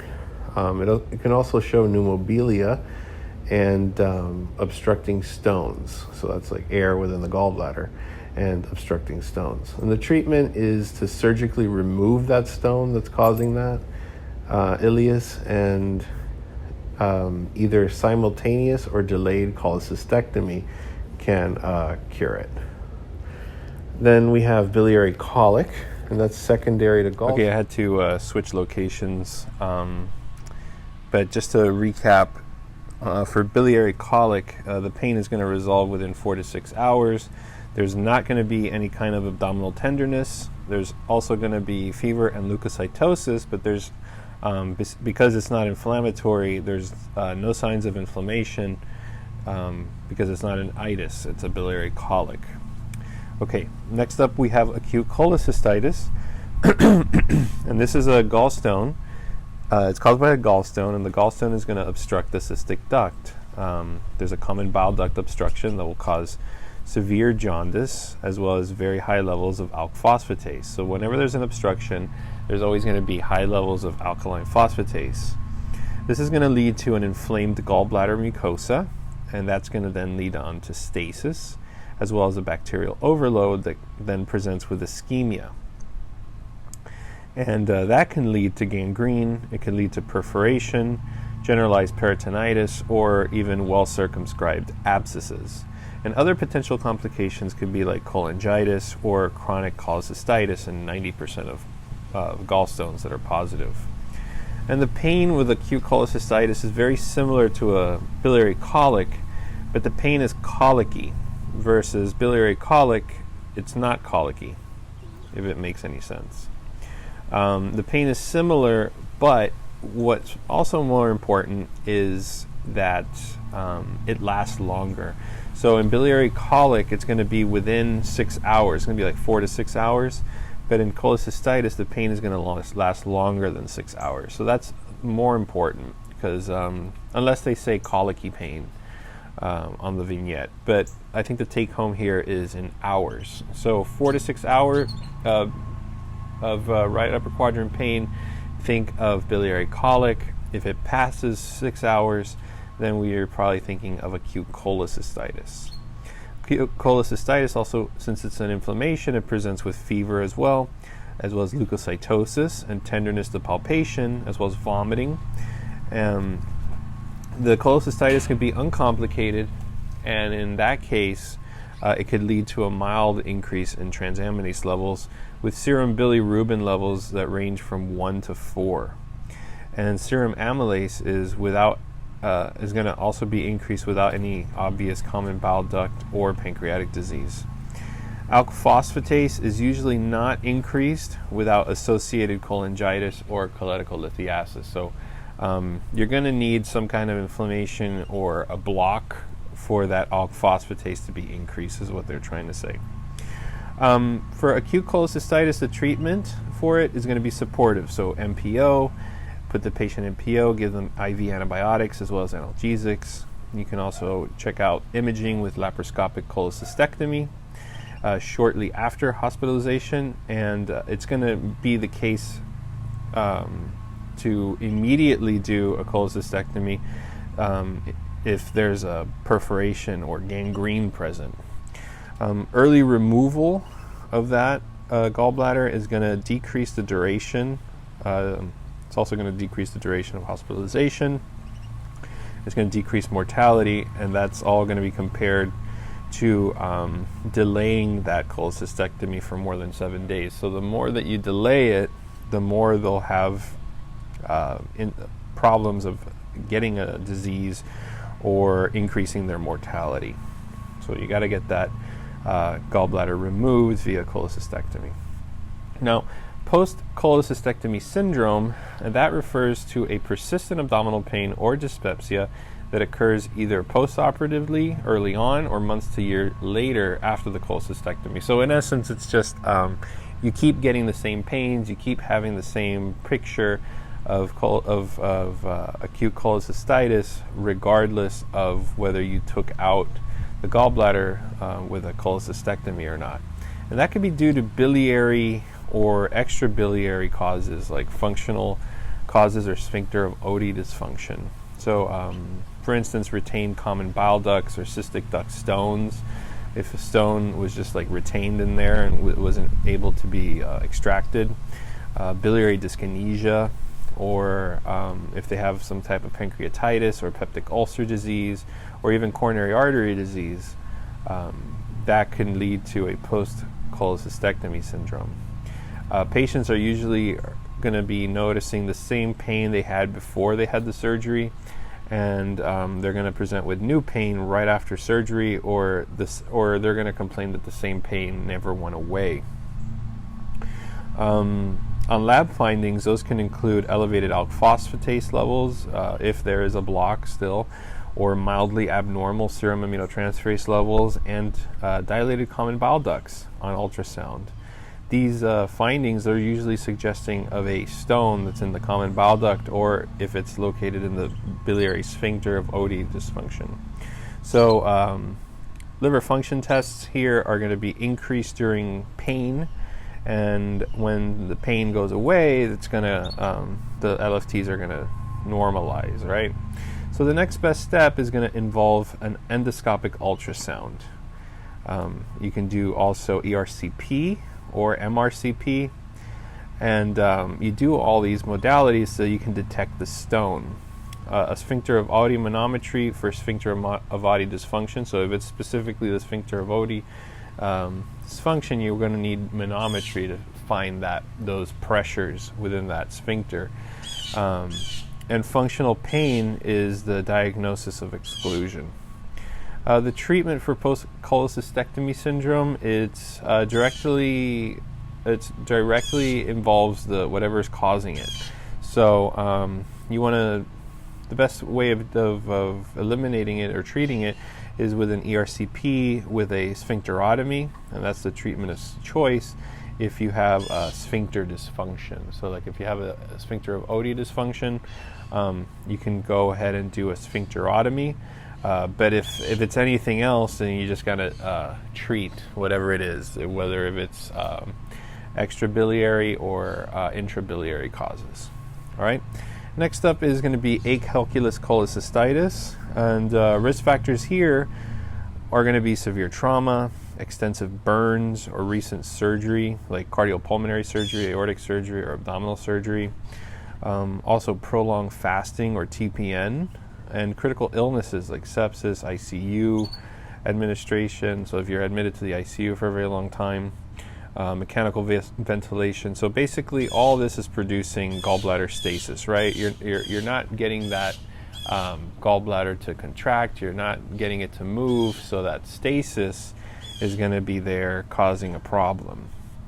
Clinically, they're going to present with unexplained fever, vague right upper quadrant abdominal discomfort, as well as leukocytosis, and they can also get possible jaundice with a right upper quadrant mass and abnormal liver function tests. Okay, so then the diagnosis is going to be a preferred abdominal ultrasound and something called a coloscintigraphy. Now, coloscintigraphy is also known as a HIDA scan. So just remember that there are two words sometimes for various associations, and you kind of need to know them. So they might not say HIDA scan or give you a HIDA scan as an option in the vignette or your answer choices. So just know that coloscintigraphy is the same thing as saying HIDA scan. Another image modality obviously is your abdominal CT scan, and you do these if the initial ultrasound isn't diagnostic. So one take home that you need to know about next best step in imaging or whatnot is that first, when it comes to the liver, the pancreas, the best first test is always going to be an ultrasound. And that ultrasound, if it's inconclusive or it doesn't really tell you much, you want to go on and move ahead to an abdominal CT. And if that doesn't really help you out, then you want to move on to an ERCP.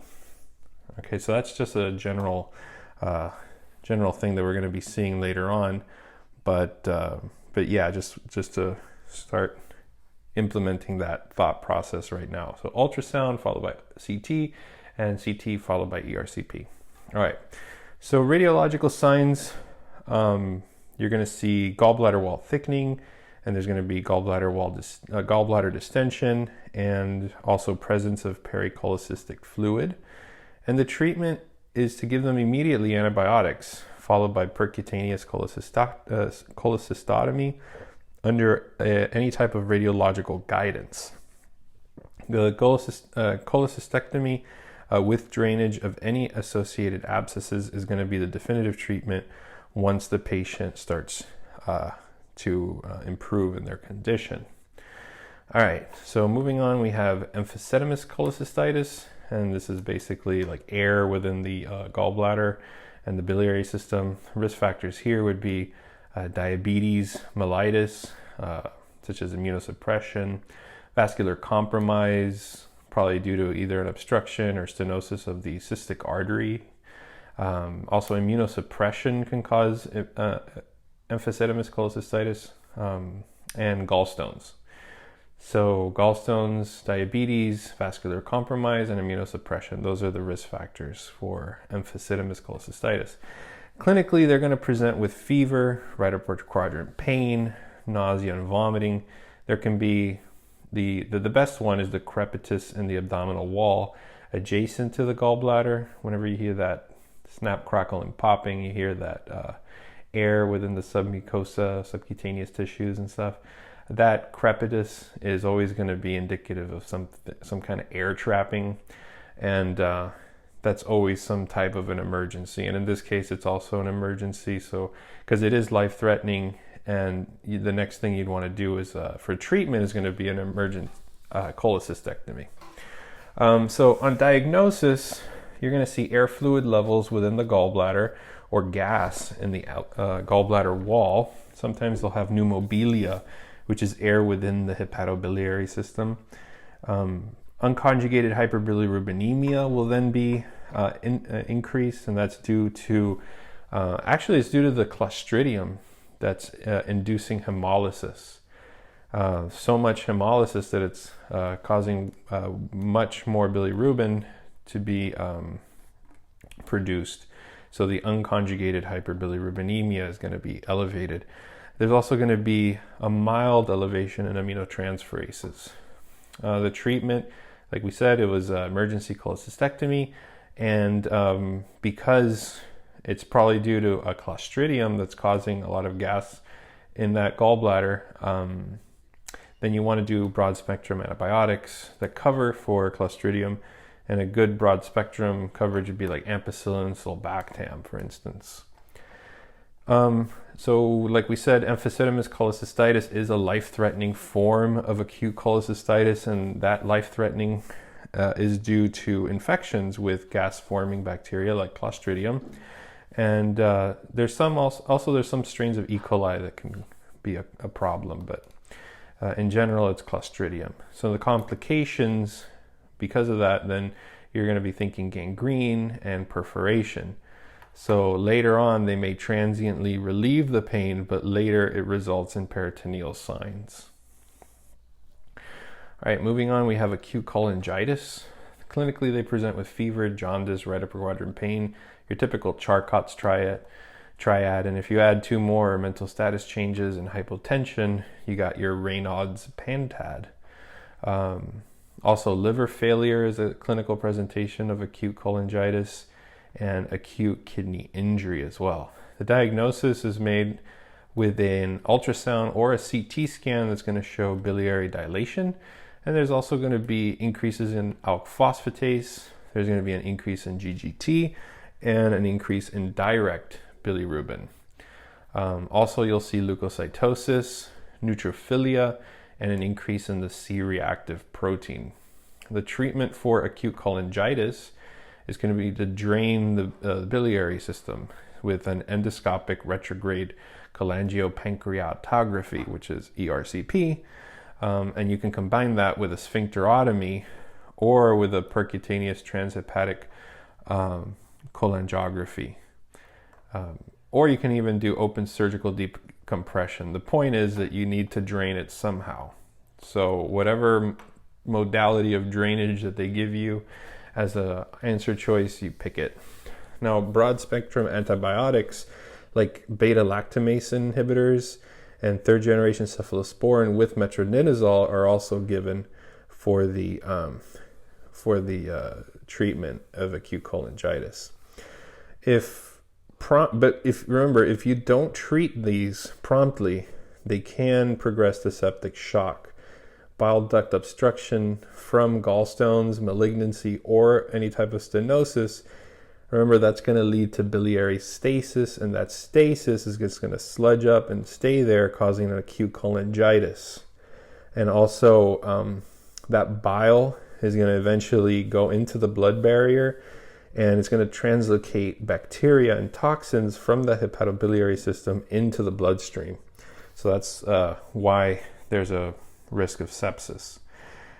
Okay, so that was all for acute cholangitis. Next up is cholangiocarcinoma, and this would be symptoms of biliary obstruction. So that's how they present, with like obstruction type symptoms. So you'll see jaundice, itching, there would be light colored stools and dark urine. And the major risk factors are going to be primary sclerosing cholangitis. Now remember that ulcerative colitis is associated with primary sclerosing cholangitis, and that's why ulcerative colitis is now associated with cholangiocarcinoma, because of that primary sclerosing cholangitis connection. For acute pancreatitis, the clinical features of acute pancreatitis are going to be like chronic alcohol use, gallstones, hyperlipidemias. So all your type 1s, 4s, 5 hyperlipidemias, they can lead to acute pancreatitis. Drugs specifically, remember didanosine, azathioprine, valproic acid. They love to ask those. Those are all drugs related to causing acute pancreatitis. Infections, there's some infections like CMV viral infections, Legionella and Aspergillus can cause acute pancreatitis. Trauma, obviously, if you get abdominal wall trauma, and iatrogenic causes like after you do an ERCP, they can actually irritate the pancreas and cause an acute pancreatitis. And that can either be ischemic pancreatitis or atheroembolic pancreatitis.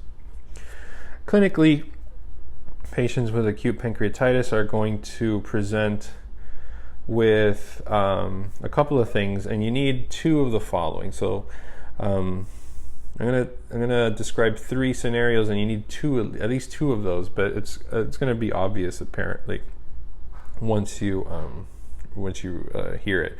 So the first one would be like acute epigastric abdominal pain that radiates to the back. That's the classic presentation. Also increases in pancreatic enzymes, like an increase in amylase and lipase that's more than 3 times the normal limit, as well as an abdominal imaging that shows focal or diffuse pancreatic enlargement or heterogeneous enhancement with IV contrast on CT, or if you just see a diffusely enlarged or hypoechoic pancreas on ultrasound. So what you need to know is that they're definitely going to tell you about the abdominal pain that radiates to the back. They may or may not give you the enzymes, but they'll probably tell you that also on imaging they see this diffusely enlarged or an enlargement of the pancreas somehow with some kind of imaging. And just with two of those three things, that's enough to make the diagnosis. Other findings are a little bit non-specific, like nausea, vomiting, and leukocytosis. There's also severe disease with possible abdominal tenderness, fever, tachypnea. There could be hypoxemia and hypotension. And when it comes to the pancreatic enzymes, remember the ALT levels are going to be the ones that you should be looking for. ALT more than 150. Remember that AST is more for liver problems versus ALT is more for pancreatic problems.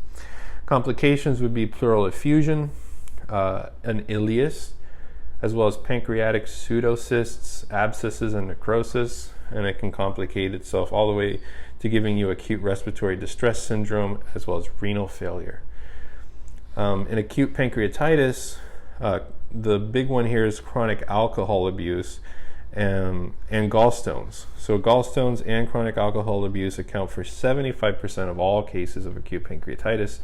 Early in the pancreatitis, the pancreas synthesizes digestive enzymes, but then they can't secrete them. So those enzymes just stay remnant inside of the pancreas. Those enzymes then eventually leak out of those pancreatic cells called the acinar cells of the pancreas, and they go into the systemic circulation. And then you have two enzymes, amylase and lipase, which go up. Amylase is going to be the first to rise at 6 to 12 hours, and it stays elevated for up to 3 to 5 days, versus lipase that comes up even faster from 4 to 8 hours of symptom onset, but they stay longer than amylase. It actually stays up there up to 2 weeks, 8 to 14 days. And because of that, lipase is going to be a more useful and more sensitive enzyme to look for than amylase. Also, amylase is found in your saliva, salivary amylase, so it's not really as specific as lipase is. Specifically in alcoholics and in patients presenting later on in the disease course, you want to check those pancreatic enzymes.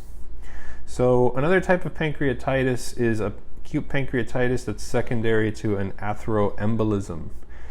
These cases are patients that have risk factors for aortic atherosclerosis, like hypercholesterolemia, diabetic patients, peripheral vascular disease patients who've undergone some type of cardiac catheterization or some type of vascular procedure, and that's going to increase the risk of cholesterol embolization that then later results in a atheroembolism to the pancreas. So the emboli can go ahead and occlude the blood vessel, causing there to be a couple of manifestations in the skin and the kidneys and in the GI.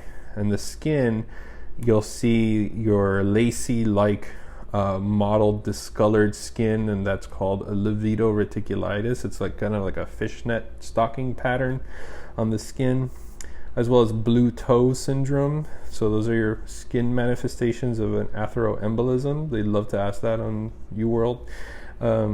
Kidney manifestations will be acute renal failure, and for GI manifestations of atheroembolisms would be like pancreatitis and mesenteric ischemia. So how do you treat uncorrectable causes of acute pancreatitis? So what are some of the uncorrectable causes? Like ischemia could be one of them, hypotension, viruses, atheroembolisms. Treatment would be like supportive care. Because there's not much you can do, then you just can give them support with pain control, IV fluids, or bowel rest. Most acute attacks are going to be self-limiting. They usually go away within 4 to 7 days of initiating supportive care. So patients should be MPO, except when they have essential medications like antiplatelet therapies, and in case if they have ever had stent placements, then you don't put them on MPO. Other than that, then you always put them on MPO, and prophylactic antibiotics are usually not routinely used when you have an acute pancreatitis, unless there's some kind of evidence that there's a necrotizing pancreatitis due to a local infection. That's when you would give antibiotics. So other than that, for pancreatitis, you just want to treat them supportively with pain control, IV fluids, and bowel rest. that's a pretty generalized treatment plan there.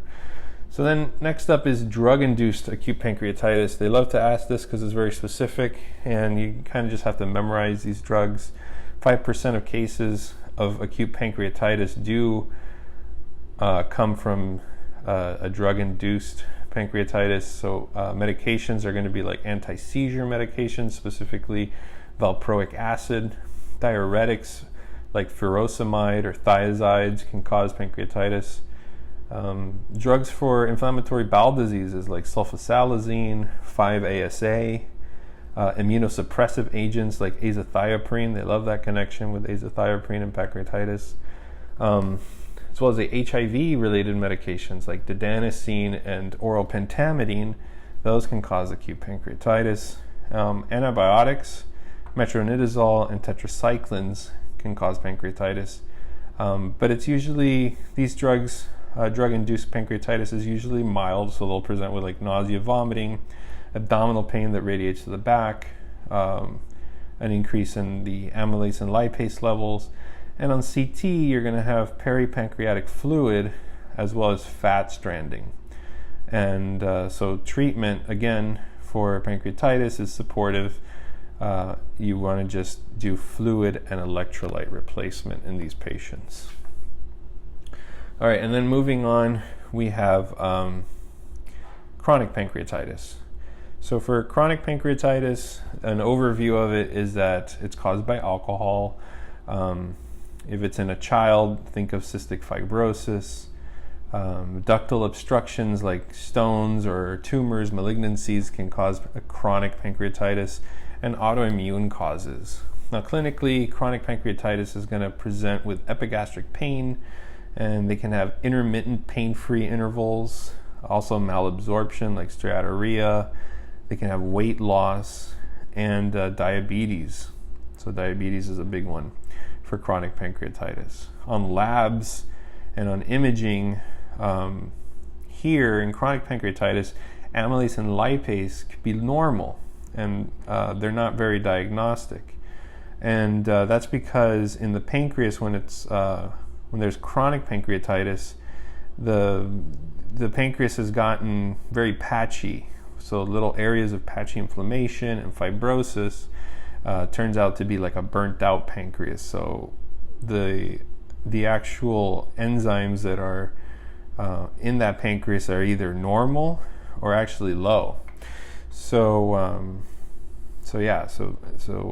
amylase and lipase levels are going to be normal. So if you see a typical pancreatitis scenario, but then amylase and lipase levels are normal, think of chronic pancreatitis. Imaging, you're going to want to do a CT scan or an MRCP that's going to show those calcifications. It's going to show dilated ducts and an enlarged pancreas. And the treatment is going to be, again, pain management. Obviously, if they drink or if they smoke, you want to ask them to stop smoking, stop drinking, frequent small meals, because you don't really want to keep stimulating the pancreas more than it has to. And you want to replace the enzymes that it lacks with pancreatic enzyme supplements. So an early chronic pancreatitis, those present with acute attacks that become very continuous as the condition progressively worsens. And stool esterases, which are markers for pancreatic exocrine functions, are going to be low. There's going to be low levels of stool esterase in chronic pancreatitis versus in acute pancreatitis. Those stool esterases are going to be increased and elevated, because whenever there's an acute process, your body's like in shock, it's going crazy. But in chronic, it's already been leveled out somehow, and in this case, it's most likely due to a burnt out fibrotic pancreas. Okay, so next up we have severe pancreatitis. And in severe pancreatitis, the clinical presentation, they're going to look more severe, right? So fever, tachycardia, hypotension. They can have dyspnea, tachypnea. They can have basilar crackles, abdominal tenderness or distension. And they can have your Cullen sign or your Gray-Turner sign. Remember, the Cullen sign is that periumbilical bluish coloration that's indicating hemoperitoneum. That's your Cullen sign around the belly button. And the gray Turner sign is your rusty colored reddish brown coloration in the flanks, and that indicates a retroperitoneal bleed. So associated risk factors of pancreatitis, for severe pancreatitis, elderly, more than 75 years old, patients who are obese or alcoholics, when their C-reactive protein's more than 150 after 48 hours presenting. Also rising BUN and creatinine levels within 48 hours, that's a sign of severe pancreatitis. And on chest x-ray, they can have pulmonary infiltrates and pleural effusions. And on CT scan or MRI or MRCP, they'll have pancreatic necrosis and extrapancreatic inflammation. So basically, it's going to be the clinical picture of a pancreatitis that's going to cause some kind of organ failure, organ failure, right? So the complications here would be like pseudocyst, pancreatic fluid collection, a necrotizing pancreatitis, ARDS can be a complication, acute renal failure, or gastrointestinal bleeding. And most patients that will have mild disease are going to recover with conservative management within a week. So like within 3 to 5 days, they'll pretty much recover. 15 to 20% are going to go on to develop severe acute pancreatitis, and that's defined as a pancreatitis that involves at least one organ, like we said earlier. Severe pancreatitis causes a local release of activated pancreatic enzymes, and those pancreatic enzymes enters the vascular system, increasing vascular permeability within the pancreas and around the pancreas. And that causes large fluid volumes to migrate from the vascular system to surround the retroperitoneum. Then you get systemic inflammation because inflammatory mediator starts to enter the vascular system, which ends up leading to a widespread vasodilation, capillary leakage, you can get shock, and then you have your associated end organ damage because of it. The treatment in these cases, again, is supportive care with fluid replacement, and that's about all you can do. So MPO, fluid replacement, give them intravascular volume, and just wait and see. Next up, we have complications of pancreatitis. So like we said earlier, pancreatic pseudocyst was one of them, and that's a progressive abdominal distension with abdominal pain and nausea and vomiting. CT scan is going to show a round, well-circumscribed, encapsulated fluid collection, and that usually shows doesn't show any kind of necrosis or solid material. It's just an encapsulated area with fluid, kind of like a cyst. But it's kind of like a cyst because it's a pseudocyst.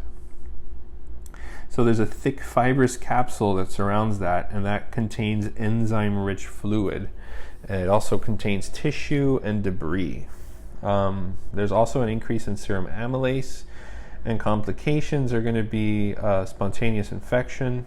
There can be duodenal or biliary obstruction, pseudoaneurysms due to the digestion of the adjacent vessels. So those enzymes can go ahead and degrade the adjacent vessels, causing there to be an aneurysm. And pancreatic ascites, as well as pleural effusion. And how you confirm is with abdominal imaging. And the treatment, if there's minimal or no symptoms and no complications, then just expectant management, symptomatic therapy, and MPO. That's what you do. That's it. If they do have significant symptoms like abdominal pain, nausea, and vomiting, then you're thinking of an infected pseudocyst, or maybe even evidence of a pseudoaneurysm. In that case, then you want to go and drain it somehow with endoscopic drainage. Okay, so major risk factors for pancreatic cancer. So now we're going to go into pancreatic cancer. There's two major risk factors. There's going to be Hereditary factors and environmental factors. Now, the hereditary factors are going to be like a first-degree relative with pancreatic cancer. Also, hereditary pancreatitis can cause pancreatic cancer, and germline mutations like BRCA1, BRCA2 mutations, as well as Peutz-Jeghers syndrome.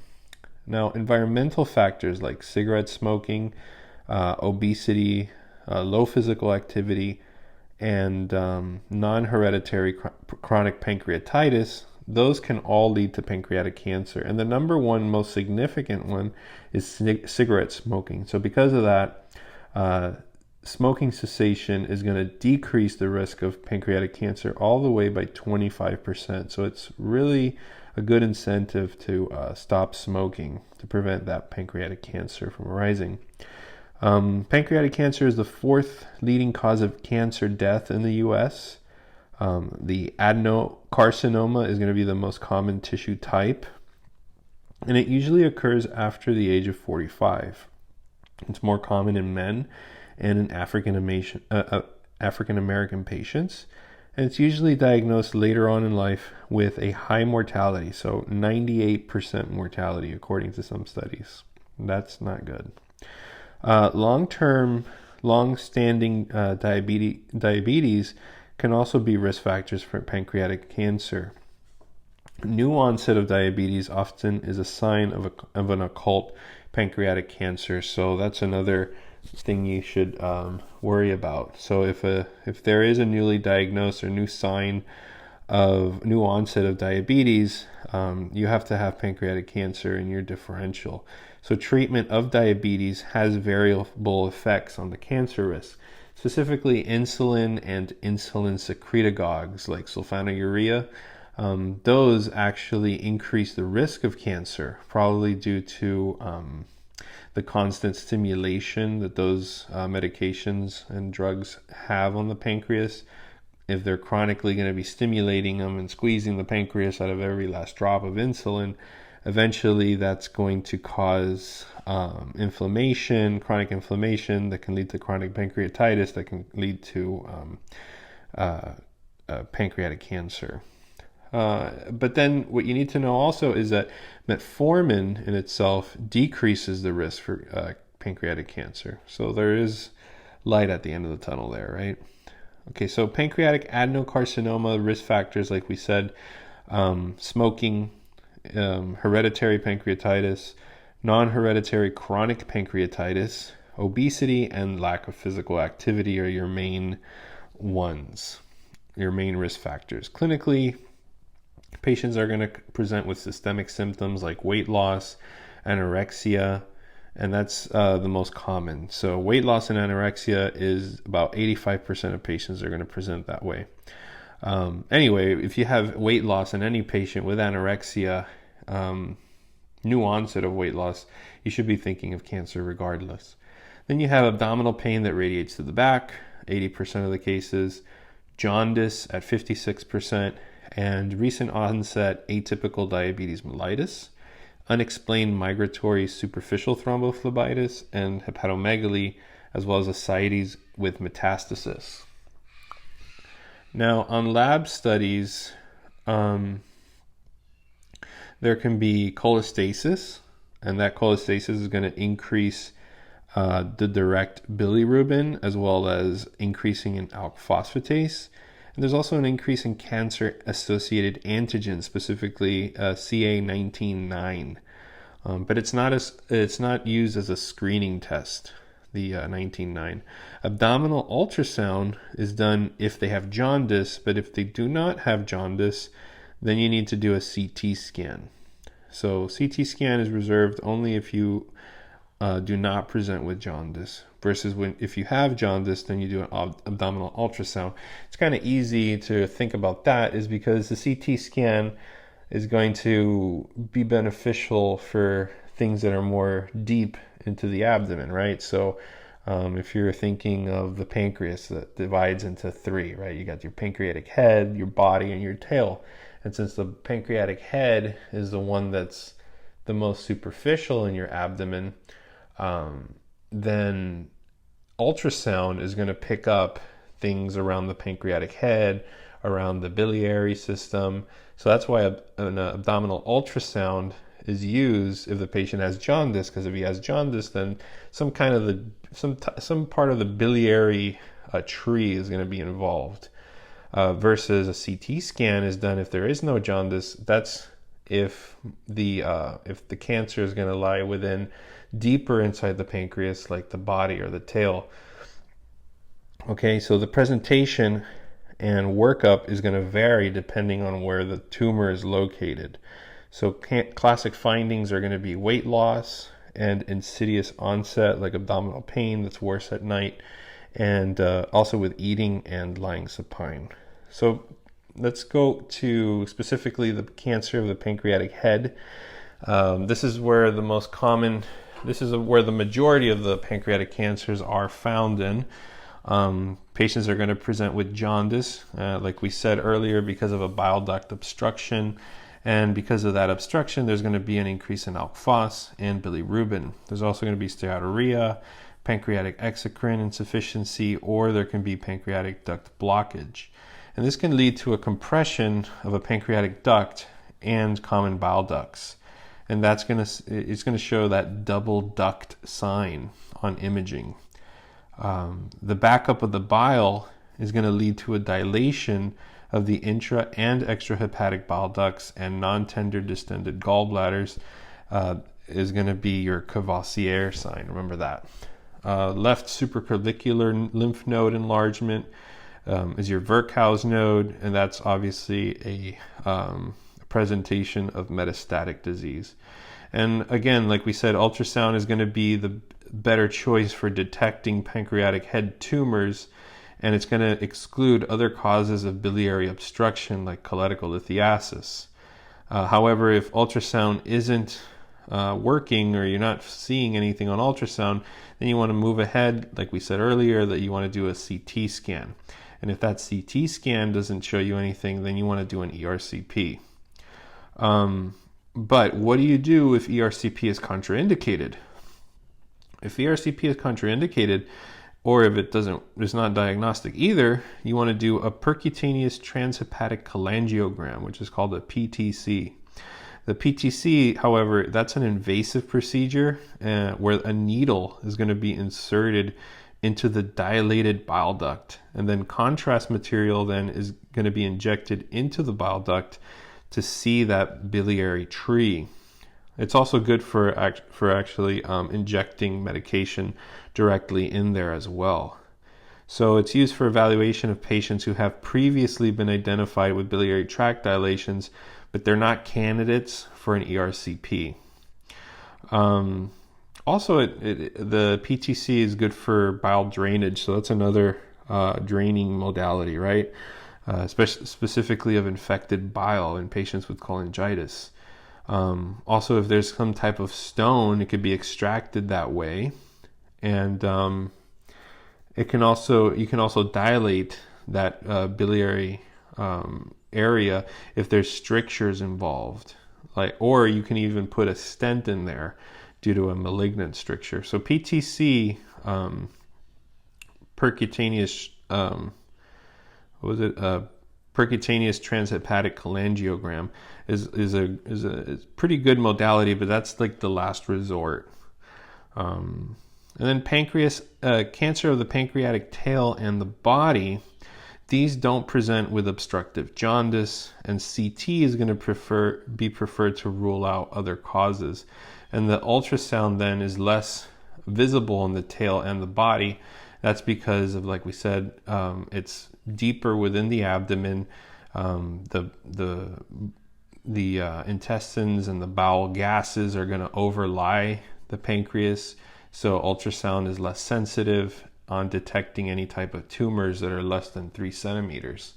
So remember, think of the pancreas like a fish coming out of the water trying to find and eat food on the surface of the water. The head of the fish, or the head of the pancreas, is going to be on the superficial layer, and an ultrasound can penetrate that head better than a CT scan. So you're going to see detect and differentiate a lot of things for the pancreatic head. And if that's not the case, then you want to dive in deeper into the water or into the abdomen to see the rest of the fish or the rest of the pancreas with a CT scan. And that's going to help detect tumors within the body and the tail of the pancreas and detect little tumors that are less than 3 centimeters. All right, and then finally moving on to malignant biliary obstructions. This is our last topic. The clinical features of malignant biliary obstruction are going to be your cholangiocarcinoma, pancreatic hepatocellular carcinoma, and metastatic cancer like colon cancer or gastric cancer. Clinically, they're going to present with jaundice, and the jaundice can be painless jaundice. There can be itching, weight loss, acolic stools with dark urine. And on examination, the exam can be normal, or it can show right upper quadrant masses, as well as tenderness or hepatomegaly. Now, laboratory results are going to show increased direct bilirubin, and there's going to be an increase in ALK phosphatase, as well as an increase in GGT. But there's going to be a normal or increased AST and ALT with malignant biliary obstructions. But it's the best one here is going to be painless jaundice. Evaluation, you're going to evaluate that again with imaging, ultrasound or CT, and always start with the ultrasound, and then MRCP or ERCP if the CT or ultrasound are not diagnostic. So let's see how it keeps that evaluation keeps repeating itself. Okay, so we're finished with that. Now the last little quick topic is pharmacology. There's only one specific drug that we're going to talk about, and those are PPIs and their side effects. So C. diff infection, specifically when you have prolonged gastric acid suppression.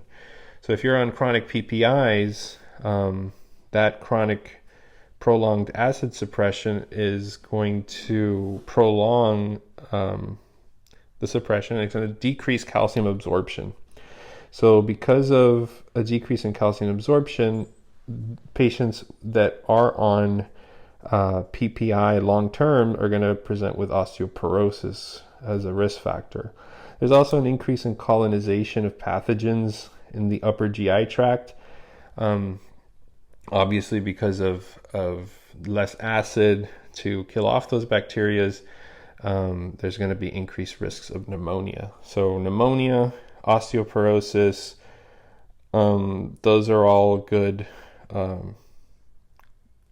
examples of side effects of PPIs. And that's it for the internal medicine portion of GI. I'm going to call it quits on this video right now because we're approaching 4 hours.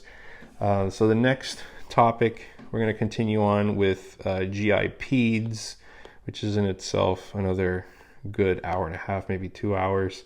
And I'm going to combine that with surgery for GI surgery and GI obstetrics and gynecology. So look out for that video next. But in the meantime, thanks everybody for all your support, and I wish you all the best. Best of luck on all your exams and in life. This is an awesome little tool that you guys can use. And subscribe for more content, and I will be with you guys in the next audio lecture. All right, good night.